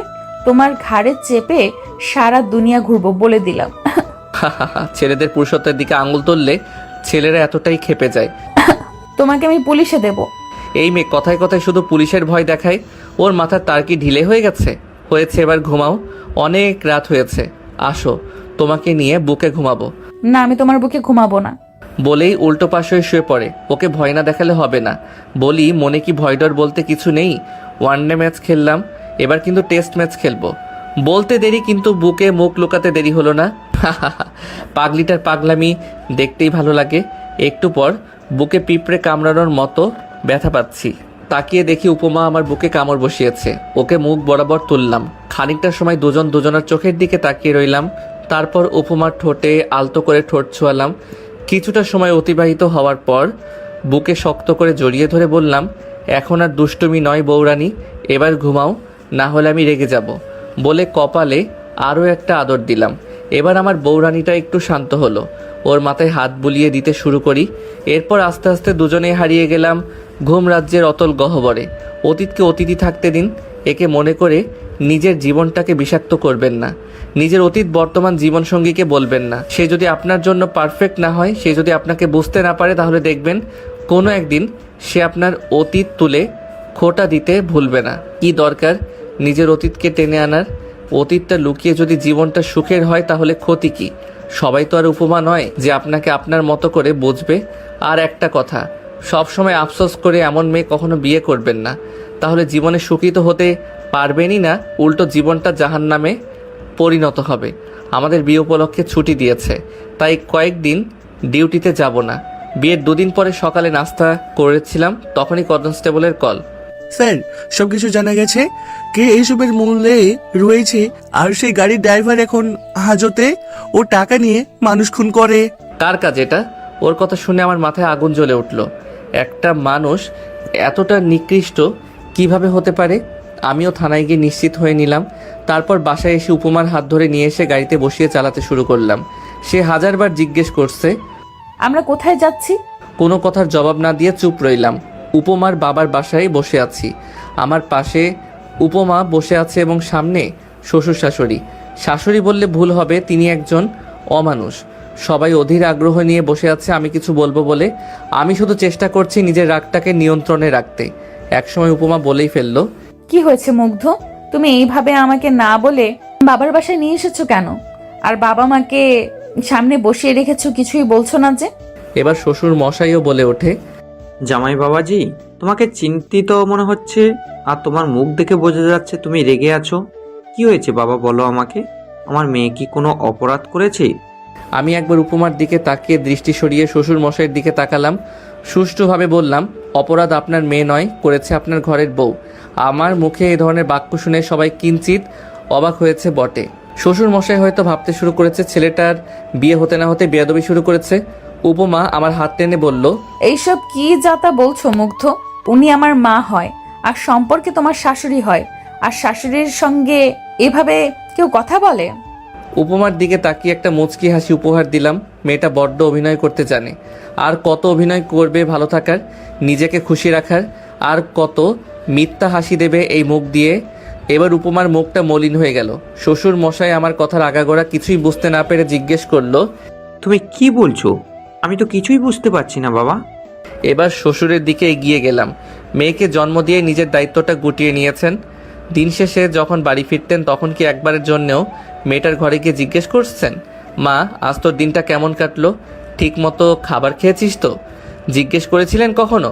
আমার সম্মানিত শ্বশুর মাথাটা নিচু করে নিলেন। আমি আবারও বলতে শুরু করি, উপমার জন্মের সময় নাকি ওর মা মারা যায়। তারপর উপমার দেখাশোনার জন্য দ্বিতীয় বিয়ে করেন। সকালে কাজে যান নিশ্চিন্ত হয়ে, এই ভেবে যে আপনার বউ উপমার দেখাশোনা করবে। দেখাশোনা করেছে ঠিকই, আর সেটা এমনভাবে দেখেছে যে মেয়েটা মানসিকভাবে পাগল হয়ে যায়। যতই বড় হতে থাকে তাকে ততই কষ্ট দেয়। যখন সে নিজের মানসিক শান্তির খোঁজে বাইরে যায় তখন শুনতে হয় সে নাকি বাইরে ফষ্টি নষ্টি করে বেড়ায়। এরপরও আপনার মেয়ে তার বিরুদ্ধে আপনাকে কিছু বলেনি। কেন জানেন? কারণ সে আপনার মতো নির্বোধ নয়। জন্ম দিলেই দায়িত্ব শেষ হয়ে যায় না, বাচ্চাদের ভালোবাসতে হয়, না হলে তারা বকে যায়। কিন্তু উপমা নিজেকে সঠিক রাস্তায় ঠিকই রেখেছে। আপনারা তো পিতামাতা নামের কলঙ্ক। কথাগুলো শুনে শ্বশুরের চোখ দিয়ে দুফোঁটা পানি গড়িয়ে পড়ল, আর আগুন ঝরা দৃষ্টি নিয়ে তাকিয়ে আছে তার বউয়ের দিকে। মিসেস হাসান একটু চুপসে গেছে। শ্বশুর মশাই মিসেস হাসানের কাছে গেলেন। মুগ্ধ যেগুলো বলেছে সেগুলো কি সত্যি? হাসান চুপ করে রইলেন। কি হলো, চুপ করে আছো কেন? এখন চিৎকার করে লাভ নেই, এখনো তো আসল কথা বলিই নাই। এবার সবাই আরো ভ্রু কুচকে তাকালো আমার দিকে। উপমা আমায় প্রশ্ন করলো, আসল কথা মানে? তুমি ক্লিয়ার করে বলো তো বাবা। শ্বশুরের কথায় তার সামনে গেলাম। আমাদের বাসরাতে আপনার মেয়ের ইচ্ছে ছিল তাকে নিয়ে বাইরে হাঁটতে, গিয়েও ছিলাম। আর সেখানেই উপমাকে মারার চেষ্টা করে গাড়ি চাপা দিয়ে, সেটার কেউ নয়, করেছে আপনার স্ত্রী। শুধুমাত্র আপনি আপনার সম্পত্তি আপনার মেয়ের নামে দিয়েছেন বলে। আমার কথা শুনে সবাই অবাকের চরম পর্যায়ে পৌঁছে যায়। সঙ্গে সঙ্গে মিস্টার হাসান মিসেস হাসানকে সর্বশক্তি দিয়ে একটা থাপ্পড় মারে। টাল সামলাতে না পেরে মেঝেতে পড়ে গেলেন। উপমা দৌড়ে গিয়ে মিসেস হাসানকে তুললেন। বাবা, এটা কি করছো তুমি? এটা অনেক আগেই করা উচিত ছিল আমার। টাকার লোভ মানুষকে এতটা নিচে নামাতে পারে, আমার ভাবতেই ঘৃণা হচ্ছে। মিসেস হাসানের প্রতি এই ব্যবহারে আমার এতটুকু খারাপ লাগছে না। আমি আরও তার সামনে গিয়ে বললাম, আপনার ভাগ্য ভালো যে উপমার কোনো ক্ষতি হয়নি, তাই শুধুমাত্র শাশুড়ি বলে ছেড়ে দিলাম। আর যদি উপমার শরীরে এতটুকু আঁচড় লাগতো না, তাহলে ভুলে যেতাম আমি আইনের লোক, নিজ হাতে আপনাকে মেরে ফেলতাম। আর পরবর্তী সময়ে যদি এই ভুল করার চেষ্টাও করেন, তাহলে আমার থেকে নিকৃষ্ট আর কেউ হবে না। আমার এই ভয়ঙ্কর রূপ দেখে মিসেস হাসান এবং উপমা দুজনেই ভয় পেল। উপমা আমার কাছে এসে আমার দুই চোয়ালে হাত রেখে বলল, প্লিজ তুমি শান্ত হও, দেখো আমার তো কিছুই হয়নি। উপমার কাজ জড়িয়ে ধরে শ্বশুরকে বললাম, বাবা, আপনার যা সম্পত্তি আছে সব আপনার স্ত্রীকে দিয়ে দিন। দুজনে চাকরি করি, আলহামদুলিল্লাহ সুখেই কাটাতে পারবো আমাদের জীবন। আর শাশুড়ি মা, আপনাকে বলছি, মানুষকে কিভাবে ভালোবাসতে হয় সেটা আপনার মেয়েকে দেখে শিখে নিন। আপনি তাকে এত কষ্ট দেওয়ার পরেও সে আপনাকে শ্রদ্ধা করতে ভুলেনি, নীরবে ভালোবেসে গেছে। যখন চলে আসতে যাব তখনই উপমা আমাকে টেনে ধরে। পিছনে তাকিয়ে দেখি শাশুড়ি মা উপমার পা জড়িয়ে ধরেছে আর হাউমাউ করে কাঁদতে শুরু করেছে। মা, তুই আমাকে ক্ষমা করে দে, বিশ্বাস কর আমি টাকার লোভে অন্ধ হয়ে গিয়েছিলাম। তুই আমাকে ক্ষমা না করলে তোর বাবা আমাকে বাড়ি থেকে বের করে দেবে। তার চোখ দিয়ে অনর্গল পানি গড়িয়েই চলেছে। উপমা জানে এখন তার প্রতি সহানুভূতি দেখালে আমি রেগে যাব, তাই সে আমার দিকে তাকালো মায়া ভরা দৃষ্টি নিয়ে। আমিও ইশারায় বললাম, তাকে সামলে নাও। উপমা আমার অনুমতি পেয়ে মিসেস হাসানকে তুলে বুকে জড়িয়ে নিল। মানুষ ভুল করতেই পারে, সেটা হোক বড় বা ছোট ভুল। প্রতিশোধ না নিয়ে ক্ষমা করে দিন, দেখবেন আপনার প্রতিপক্ষ নিজেই লজ্জিত হয়ে যাবে। আপনি যদি তার সাথে লড়াই না করেন তাহলে সে জিতবে কিভাবে? আর যদি লড়াই না হয় তাহলে সে একা একা কিভাবে লড়াই করবে? সে যদি চেয়েও লড়াই করতে না পারে তাহলে সে নিজেই লজ্জিত হয়ে যাবে। হার মেনে নিতে বাধ্য সে। সেখান থেকে বেরিয়ে বাড়ি আসছিলাম, মাঝ রাস্তায় একটা অ্যাক্সিডেন্ট হয়। ভিড় ঠেলে গিয়ে দেখলাম আর কেউ নয়, দুর্ঘটনা হয়েছে আমার ভাইয়ের সাথে। রক্তাক্ত অবস্থায় পড়ে রয়েছে রাস্তায়, অথচ আশেপাশের লোকজন তামাশা দেখতে ব্যস্ত।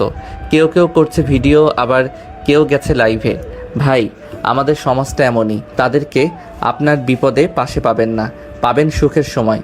ভাইয়া আমাকে দেখে হাত দিয়ে ইশারা করলো, হয়তো ডাকছে। আমি সব রাগ অভিমান ছেড়ে ফেলে দৌড়ে গেলাম ভাইয়ের কাছে। তার মাথাটা আমার কোলে তুলে নিলাম। ভাইয়া আমার হাত দুটো মুঠো করে নিয়ে ভাঙা কণ্ঠে অনেক কথা বলল। ভাইয়ার কথা শুনে আমার কলিজাটা ফেটে যাচ্ছে। পৃথিবীটা শুধু ঘুরছে। শিখা আমার জন্য নিজের জীবনটা এভাবে শেষ করে দিল, আর আমি স্বার্থপরের মতো তাকে একলা ফেলে চলে এসেছিলাম। ভাইয়ার মৃতদেহটা আমার কোলে। তার মৃত্যুর আগে আমাকে কিছু কথা বলে গিয়েছে, যেগুলো শুনে আমার শরীরের প্রতিটি পশম দাঁড়িয়ে গেছে। তার কথাগুলো ছিল, ভাই, আমাকে তুই ক্ষমা করে দিস। তোর উপর অনেক অন্যায় করেছি আমি, জানি আল্লাহ আমাকে ক্ষমা করবে না। তুই দয়া করে আমাকে ক্ষমা করে দিস। আমি তোকে মায়ের ভালোবাসা থেকে বঞ্চিত করেছি, তোর জীবনটাও শেষ করে দিয়েছি আমি।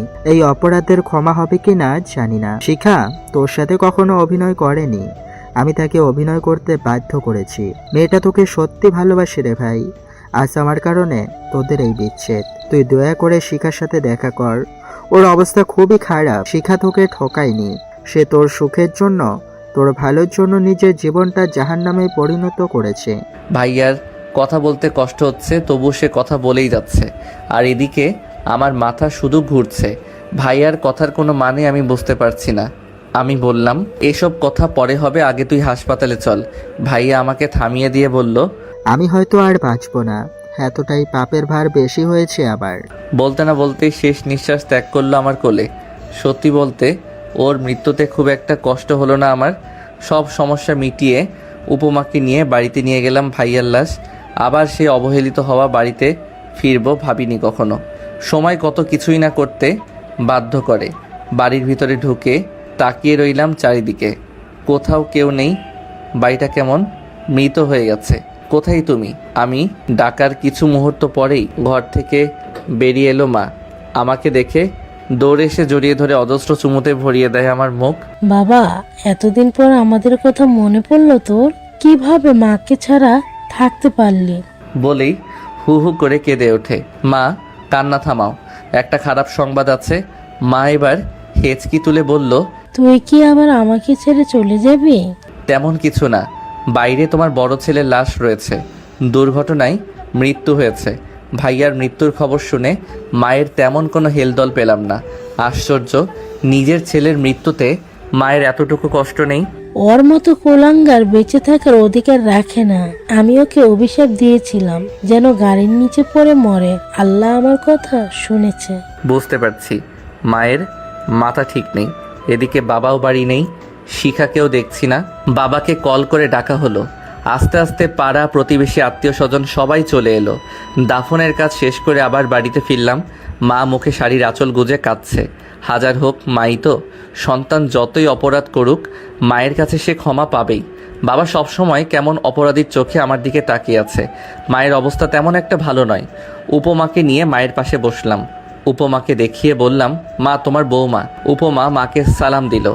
মাও চোখের পানি মুছে উপমার থুতনিতে হাত রেখে বলল, অনেক মিষ্টি আমার বৌমা। কবে বিয়ে করলি তোরা? অল্প কিছুদিন আগে। তা মা, শিখাকে দেখছি না যে? শিখার কথা বলতেই মায়ের মুখটা একটু বেশি মলিন হয়ে গেল বোধহয়। শিখা আর তোর ভাইয়ার ডিভোর্স হয়েছে। কথা শুনে মনটা ধুপ করে উঠল। ডিভোর্স? কিন্তু কেন? মা এবার কেঁদেই ফেলল। হঠাৎ বাবা বলে ওঠে, তোর মার বলার অবস্থায় নেই। আমি বলছি, তুই যখন বাড়ি ছেড়ে চলে যাস তারপর থেকেই শিখার ওপর অত্যাচার করত, কারণ শিখা তাকে স্বামী হিসাবে মানতে নারাজ। শিখা তোকে ঠকায়নি বাবা। আবির মানে তোর বড় ভাই তোকে মেরে ফেলার হুমকি দিয়ে শিখাকে ভয় দেখিয়ে বিয়ে করেছে। এগুলো আমরা জানতে পারি কিছুদিন আগে। আর শিখা তোর মৃত্যুর ভয়ে ওই জানোয়ারটাকে বিয়ে করে ফেলে। নিজের জীবনের শখ আহ্লাদ, তোকে নিয়ে দেখা সব স্বপ্ন, ইচ্ছে, আকাঙ্ক্ষাকে গলা টিপে হত্যা করে। তখন আমরাও তোকে ভুল বুঝেছিলাম, কারণ আবির শিখাকে দিয়ে বলেছিল তুই নাকি শিখার সাথে প্রতারণা করেছিস। তোকে নানানভাবে আমাদের সামনে খারাপ করেছে। তারপর তুই যখন চলে গেলি তখন শিখার প্রতি শুরু হলো আবিরের অত্যাচার। জোর করে আমার থেকে সব সম্পত্তি লিখে নেয়। তারপর প্রতি রাতে নেশা করে বাড়িতে এসে শিখাকে মারতো। আমরা কিছু বলতে গেলে আমাদেরকে। বলেই হু হু করে কেঁদে ওঠে বাবা। চোখের পানি যেন বাদ মানছে না। আমি যতই বাবার কথা শুনছি ততই বুকটা চিনচিন করে উঠছে। তোমাদেরও কি? নেশা করে শিখাকে তো মারতোই, আমরা বাধা দিলে আমাদেরকেও মারতো সে। বাবার এই কথাটি শুনে রাগে চোখ দুটো বন্ধ হয়ে গেল। ইচ্ছে করছে জানোয়ারটাকে কবর থেকে তুলে আবার মেরে ফেলি। বাবা আবার বলতে শুরু করলো, নেশা তো করতোই, সাথে বাড়িতে মেয়েও নিয়ে আসতো আর শিখাকে ঘরের বাইরে বের করে দিত। শিখা আবিরের হাজারো লাথি খেয়ে পড়ে থাকতো। একটা সময় আমরা সবাই মিলে ওদের ডিভোর্স করিয়ে দেই। মেয়েটা প্রায় মরতে বসেছিল। প্রতি রাতে তোর ছবি জড়িয়ে ধরে অঝোর ধারায় কান্না করত। মেয়েটা আজও তোর ছবি দেখে চোখের পানি ফেলে। মেয়েটা শুধু কষ্টই পেয়ে গেল রে বাবা। শুধু তোর জীবনের কথা ভেবে মেয়েটা নিজের জীবনটায় জাহান্নাম করে দিল। ওদের ডিভোর্স করিয়ে দেওয়ার পরে ভেবেছিলাম ওর অন্য কোথাও বিয়ে দিয়ে দেব আমরা, কিন্তু তার আগেই ঘটে গেল আরও একটা দুর্ঘটনা। শিখার মুখে শুনেছি কয়েকদিন আগে নাকি রাস্তায় তোর মতো কাউকে দেখে, আর তাই তার কাছে ছুটে যাওয়ার জন্য রাস্তা পার হচ্ছিল।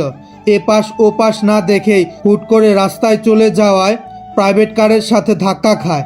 পা দুটো একটুর জন্য বেঁচে গেছে। বাবার কথাগুলো শুনে আমার মাথায় বাজ পড়ার মতো অবস্থা। হঠাৎ খেয়াল করলাম গাল দুটো ভিজে গেছে। আজ চোখ দুটো বেইমানি করছে নিজের সাথে। যাকে ভুল বুঝে দূরে চলে গেলাম সেই কিনা আমার জন্য এত কিছু। উপমার দিকে তাকিয়ে দেখি উপমা ও নীরবে চোখের পানি ফেলছে।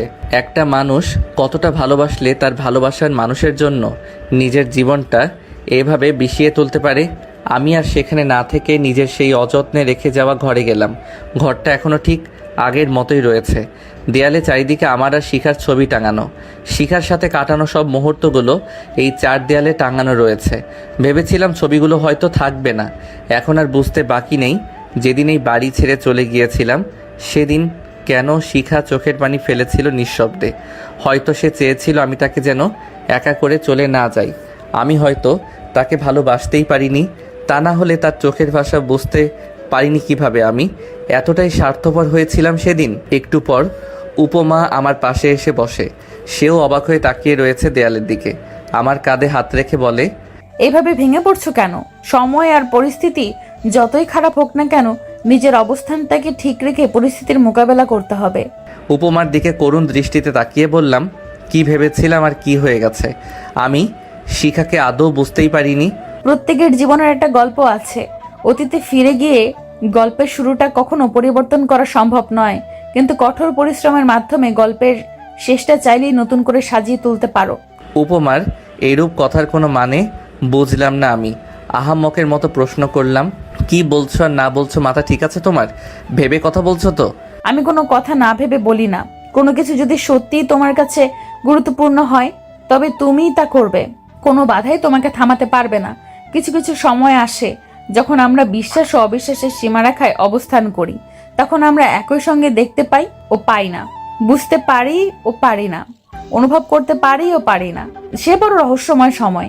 নিজের ভুলের জন্য যেটা হয় সেটাকে সংশোধন করে নিতে হয়। চলো আমরা শিখা আপুর কাছে যাই। আমি উপমাকে যত দেখি ততই অবাক হই। মেয়েটা এমন কেন? জীবনে এরকম দোটানায় পড়বো সেটা চিন্তারও অধিক বাহিরে। মুহূর্তে আমরা দাঁড়িয়ে আছি শিখার ঘরের সামনে। পাশে রয়েছে শিখার মা। ভিতরে যাওয়ার জন্য মনটা ছটফট করলেও পা দুটো এগোতে চাইছে না। কোন মুখে তার সামনে দাঁড়াবো আমি? স্বার্থপরের মতো তাকে একলা ফেলে পালিয়ে গিয়েছিলাম। এখন বউসহ এসেছি তার সাথে দেখা করতে। অবশেষে উপমা আমাকে ধরে নিয়ে গেল ঘরের ভিতরে। এত বছর পর শিখাকে দেখে মনটা কেমন উত্তেজিত হয়ে ওঠে। শিখা সিলিং ফ্যানের দিকে এক পলকে তাকিয়ে রয়েছে, আর চোখ দিয়ে অনবরত পানি পড়ছে নিঃশব্দে। আমরা ঘরে প্রবেশ করেছি, এখনও টের পাইনি সে। শিখার দুটো পায়ে ব্যান্ডেজ পেঁচিয়ে রেখেছে। শিখার মা শিখার পাশে গিয়ে তার মাথায় হাত বুলিয়ে বলল, দেখ মা শিখা, তোর সাথে কারা দেখা করতে এসেছে। এবার শিখা চোখের পলক ফেলে ঘাড় ঘুরিয়ে আমার দিকে তাকালো। আমাকে দেখেই শিখা ফোপাতে শুরু করে, কিন্তু চোখে পানি নেই। একটু পর চোখ দিয়ে আবার পানি পড়তে শুরু করে। শুনেছি কথাও বলতে পারে না ঠিক মতো। শিখা তার একটা হাত আমার দিকে বাড়িয়ে ইশারায় ডাকে। শিখার চোখের পানিগুলো আমার একদম ভেঙে দিচ্ছিল। এ কোন দোটানায় পড়লাম আমি? নিয়তি এত নিঠুর। শিখা তখনই যদি বলতো সব কিছু, তাহলে হয়তো কিছু করতে পারতাম না। তবে তাকে নিয়ে চুপিসারে পালাতে তো পারতাম, দুজনের জীবন বাঁচাতে। আজ ওর বোকামির কারণে মানুষ বিপদে পড়লে আপনা আপনি নির্বোধের মতো কাজ করে বসে। আফসোস করেই বা কী হবে? এখন আফসোস করলে খামোখা ভবিষ্যৎটাকে অন্ধকারে ঠেলে দেওয়ার মতো বোকামি করা হবে। কারো জীবনকে একেবারে বিষিয়ে দিতে আফসোস শব্দটাই যথেষ্ট। আফসোস যারা করে তারা কখনো জীবনের স্বাদ পায় না। তারা ভাবে, ইস, জিনিসটা কেন যে ছেড়ে আসলাম, যদি চাইতাম তাহলে পাইতাম। এই ভেবেই সেখানে নিজেকে গুটিয়ে নেয়, কিন্তু চিন্তা করে না যে আমি যেটা পারিনি সেটাকে আবার অর্জন করতে চেষ্টা করব। আমি শিখার এমন নীরব আর্তনাদ দেখে উপমার দিকে তাকালাম। উপমা মিষ্টি একটা হাসি দিয়ে বলল, যাও, যাকে কাঁদিয়েছো তার চোখের পানি মুছে দাও। আমিও আস্তে আস্তে এগিয়ে গেলাম, শিখার পাশে বসে তার চোখের পানি মুছে দিলাম। আজ কতদিন পর শিখাকে স্পর্শ করলাম। শিখা আমার গালে হাত বুলিয়ে ভাঙা কণ্ঠে বলল, কেমন আছো গুট্টু? আজও তার মুখে তার দেওয়া নামটা শুনতে পাবো ভাবতে পারিনি। আমি ভালো আছি, তুমি কেমন আছো? শিখা ও উপমার মতোই মিষ্টি হাসি দিয়ে বলল, ভালো আছি। আশ্চর্য হতে বাধ্য হই আমি। শিখার কথায় এতটুকু ও অভিমানের ছাপ নেই, অথচ আমি তাকে ফেলে গিয়েছিলাম। সত্যিকারের ভালোবাসা বুঝি এমনই হয়, পাই বা না পাই সে সুখী হোক। এবার উপমা এসে শিখাকে ধরে বসিয়ে দিল। শিখা কৌতূহলী দৃষ্টিতে উপমাকে দেখছে, জিজ্ঞেস করেই বসলো, তুমি কে? আমি উপমার দিকে তাকালাম, আর উপমাও। ও উপমা আমার বউ। শিখা মুখে হাসি রেখেই বলল, বাহ, কি মিষ্টি একটা মেয়েকে বিয়ে করেছো। কথাটি বলেই উপমার মাথায় এবং মুখে হাত বুলিয়ে দিল। শিখা আবারও বলে ওঠে, শোনো বোন, মুগ্ধর মতো সুন্দর মনের মানুষ খুব কম পাবে। ও যাকে ভালোবাসে তাকে একেবারে মনের গভীর থেকে ভালোবাসে। আমার মতো ওকে কখনো কষ্ট দিও না। এতক্ষণ শিখার কথায় অভিমানকে খুঁজে না পেলেও এখন স্পষ্ট বোঝা যাচ্ছে আমার বিয়ের কথা শুনে সে একটু হলেও অভিমান করেছে। মানুষ অনেক কিছু সইতে পারলেও ভালোবাসার মানুষের পাশে কাউকে খুব সহজে সইতে পারে না। উপমা শিখাকে উদ্দেশ্য করে বলে, আপু তুমি একটু বসো, আমরা আসছি। উপমা আমাকে এবং আন্টিকে ঘরের বাইরে নিয়ে এলো। ড্রয়িং রুমে এসে দাঁড়ালো। উপমার এরূপ কাজের কোনো মানেই বুঝলাম না। কি হলো? উপমা এভাবে এখানে নিয়ে এলে কেন? বলছি। আচ্ছা আন্টি, আপনি বলেন তো শিখা আপুর জন্য ছেলে দেখেছেন? আন্টি উপমার কথায় একটা দীর্ঘশ্বাস ছাড়ল। এসেছিল দুটো সম্বন্ধ, কিন্তু ভাঙা পা দেখে মুখ ফিরিয়ে নিয়েছে। আর তাছাড়া আমিও চাই না আর কোথাও বিয়ে দিতে। এমনিতেই মেয়েটা আমার মৃত্যুর সঙ্গে লড়াই করছে প্রতিনিয়ত। তার উপর যদি ওকে আবার বিয়ে দিই, সেখানে যে ওকে কষ্ট দেবে না তার কোনো নিশ্চয়তা নেই। মা, আন্টি আমি একটা সিদ্ধান্ত নিয়েছি, যদি আপনার আপত্তি না থাকে তাহলে বলতে পারি। হ্যাঁ বলো। আমি আসলে চাচ্ছি আমি আর শিখা আপু একসঙ্গে থাকতে। উপমার কথা শুনে আন্টি এবং আমি দুজনেই অবাক হই। একসঙ্গে থাকতে মানে হচ্ছে মুগ্ধ শিখা আপুকে বিয়ে করবে। উপমার কথা শুনে আমার মাথা ভন ভন করে ঘুরতে শুরু করে। উপমাকে আমার দিকে ঘুরিয়ে নিয়ে বললাম, উপমা তোমার মাথা ঠিক আছে? এসব কি আবল তাবল বকছো? শিখাকে বিয়ে করলে তুমি কোথায় যাবে? তোমার মাথায় কি সমস্যা আছে? আমি কখন বললাম কোথাও যাব? বলেছি একসঙ্গে থাকবো। আর যেই মানুষটা শুধুমাত্র তোমার জন্য নিজের জীবনটা শেষ করে দিল, তাকে বিয়ে করতে তোমাকে হবেই। আমি এখন শিখা আপুর চোখে তোমার জন্য ভালোবাসা দেখেছি। কিন্তু উপমা। কোনো কিন্তু নয়। যেখানে আমার আপত্তি নেই সেখানে তুমি আপত্তি করছো কেন? আন্টি আপনার কি আপত্তি আছে? আন্টি একটা হাসি দেয়। আমি জানি মুগ্ধ অনেক একটা ভালো ছেলে, ওর কাছে গেলে আমার মেয়েটা অনেক ভালো থাকবে। কিন্তু আমি জেনে শুনে তোমাদের সংসারটাকে এভাবে নষ্ট হয়ে যেতে দিতে পারি না। আন্টি আপনি একদম চিন্তা করবেন না, আমরা দুই বোন মিলেমিশে থাকবো, এইটুকু বিশ্বাস আপনি আমার উপর রাখুন। স্বামীর ভাগ যখন দিতে পারছি তখন মিলেমিশেও থাকতে পারবো। আর বাকি রইল মুগ্ধ, ওর কথার ধার কে ধারে? বেশি তেরামি করলে সোজা হাজতে ঢুকিয়ে দেব। বাহ, পরিস্থিতি যেমনই হোক উপমার ফাপড়ের ঠেলায় হাসি আসতে বাধ্য। শিখার দেখাশোনা করবে কে তাহলে? তাদের কথার মাঝে আমি প্রশ্নটি করলাম।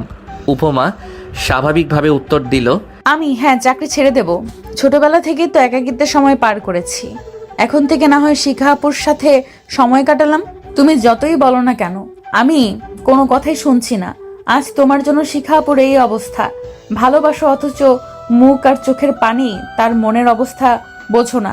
আমি আর বলার মতো কিছু খুঁজে পেলাম না, তাই চুপ করে রইলাম। উপমা তো ঠিকই বলেছে। সেদিন যদি শিখার মনের অবস্থাটা বুঝতাম তাহলে আজ হয়তো এই দিনটি দেখতে হতো না। আমি ভাবতেই পারিনি উপমা এমন একটা সারপ্রাইজ দেবে। আমি তো দ্বিতীয় বিয়ের কথা মাথাতেই আনতে পারিনি। আর সেখানে উপমা নিজেই জোর করছে আমাকে। অজ্ঞতা শিখার সাথে আমার বিয়ে হয়। উপমা নিজে দাঁড়িয়ে থেকে আমাদের বিয়ে দেয়। মেয়েটা বড় অদ্ভুত, সবসময় মানুষের কথাই ভাবে। লোক খুব কম ছিল, শিখার মা বাবা আর আমার মা বাবা। উপমা অনেক কষ্টে তার বাবাকে রাজি করিয়েছে। আশ্চর্য বিষয় হলো আমাদের বিয়ের সময় উপমার মুখে হাসি লেগেই ছিল। এক মুহূর্তের জন্যেও মুখটাকে মলিন করেনি। শিখাও বিয়েতে রাজি ছিল না, কিন্তু উপমার পাগলামির কারণে সেও রাজি হয়েছে। যাক, এখন একটু হলেও নিজের ভুলের বোঝা কমে গেল। আমাদের বেডরুমেই শিখাকে নিয়ে গেছে উপমা। শিখা হাঁটতে পারে না, ওকে ধরে হাঁটতে হয়। আহ কি শান্তি, কি শান্তি। দুটো বউ, আজও একটা বিরিয়ানির প্যাকেট সঙ্গে নিয়ে ঢুকলাম। শিখা আর উপমা দুজনকেই খাইয়ে দিলাম। শিখাকে ধরে বসে আছে উপমা। শোনো আপু, আমি যেমন অধিকার খাটাই মুগ্ধের উপর, ঠিক তেমনি অধিকার তুমিও খাটাবে। কখনো এতটুকুও কম বেশি করবে না। দুজনকে সমানভাবে ভালোবাসবো। আমাকে কখনো সতীন ভাববে না, ভাববে মায়ের পেটের বোন। না হলে খবর আছে বলে দিলাম। আর এই যে মিস্টার, আপনিও আমাদের দুই বোনকে সমানভাবে ভালোবাসা দিবেন। উত্তর স্বরূপ একটা মুচকি হাসি দিলাম। সত্যি তোমার তুলনা হয় না উপমা। শিখা উপমার কপাল টেনে সুন্দর করে শব্দ করে একটা চুমু দেয়। ছোটবেলায় মাকে বলতাম, মা আমার একটা ভাই বা বোন নেই। বড় আফসোস হতো অন্যান্য ভাই বোনের খুনসুটি দেখে, তবে আমি আজ একটা বোন পেলাম। ওদের দেখে সত্যি আনন্দে আমার মনটা ভরে ওঠে। কত তাড়াতাড়ি নিজেদের আপন করে নিল। আমি তাদের পাশে বসলাম। প্রথমে শিখাকে কাছে টেনে নিলাম। যখন শিখাকে কাছে টানলাম তখন উপমা উঠে যাচ্ছিল। উপমাকেও টেনে কাছে নিলাম। শিখার কপালে ছোট্ট একটা ভালোবাসার পরশ দিয়ে উপমার দিকে তাকালাম। কোথায় যাও? আজ আপুকে সময় দাও, আমি পাশের রুমেই আছি। উপমার কপালেও একটা আদর দিলাম। কোথাও যাওয়া হচ্ছে না, তুমি শিখার সাথে ঘুমাও। শিখা এখন অসুস্থ, আমি সোফায় ঘুমাচ্ছি। না, কেউ আলাদা থাকবো না, সবাই একসাথেই ঘুমাবো। শিখার কথায় উপমা আর কিছু বলল না, তিনজন শুয়ে পড়লাম। পরদিন সকালে অফিসে যাইনি বলে স্যার কল দিল। সালাম বিনিময় করে জিজ্ঞেস করলো, কি ব্যাপার, তুমি ডিউটিতে আসোনি কেন? স্যার আসলে আজ আসতে পারবো না। কেন? বিয়ে করেছি তাই। কি, তুমি আবার বিয়ে করেছো? এত বড় সাহস উপমাকে ছেড়ে? আরে স্যার রাগ করবেন না, উপমা নিজেই দাঁড়িয়ে থেকে আমাদের বিয়ে দিয়েছে। বাহ, তোমারই কপাল, আমার বউটা আর বুঝলো না। সুখে থেকো ভাই। কল কেটে গেল। হা হা হা, স্যারের জ্বলছে। কয়েকদিন পর দুই বউকে নিয়ে ওমরা করতে যাই। সমাপ্ত। এই গল্পটা কেমন হয়েছে জানাবেন। আপনাদের অনেক ভালোবাসা পেয়েছি, আশা করি ভবিষ্যতেও পাবো। আলবিদা।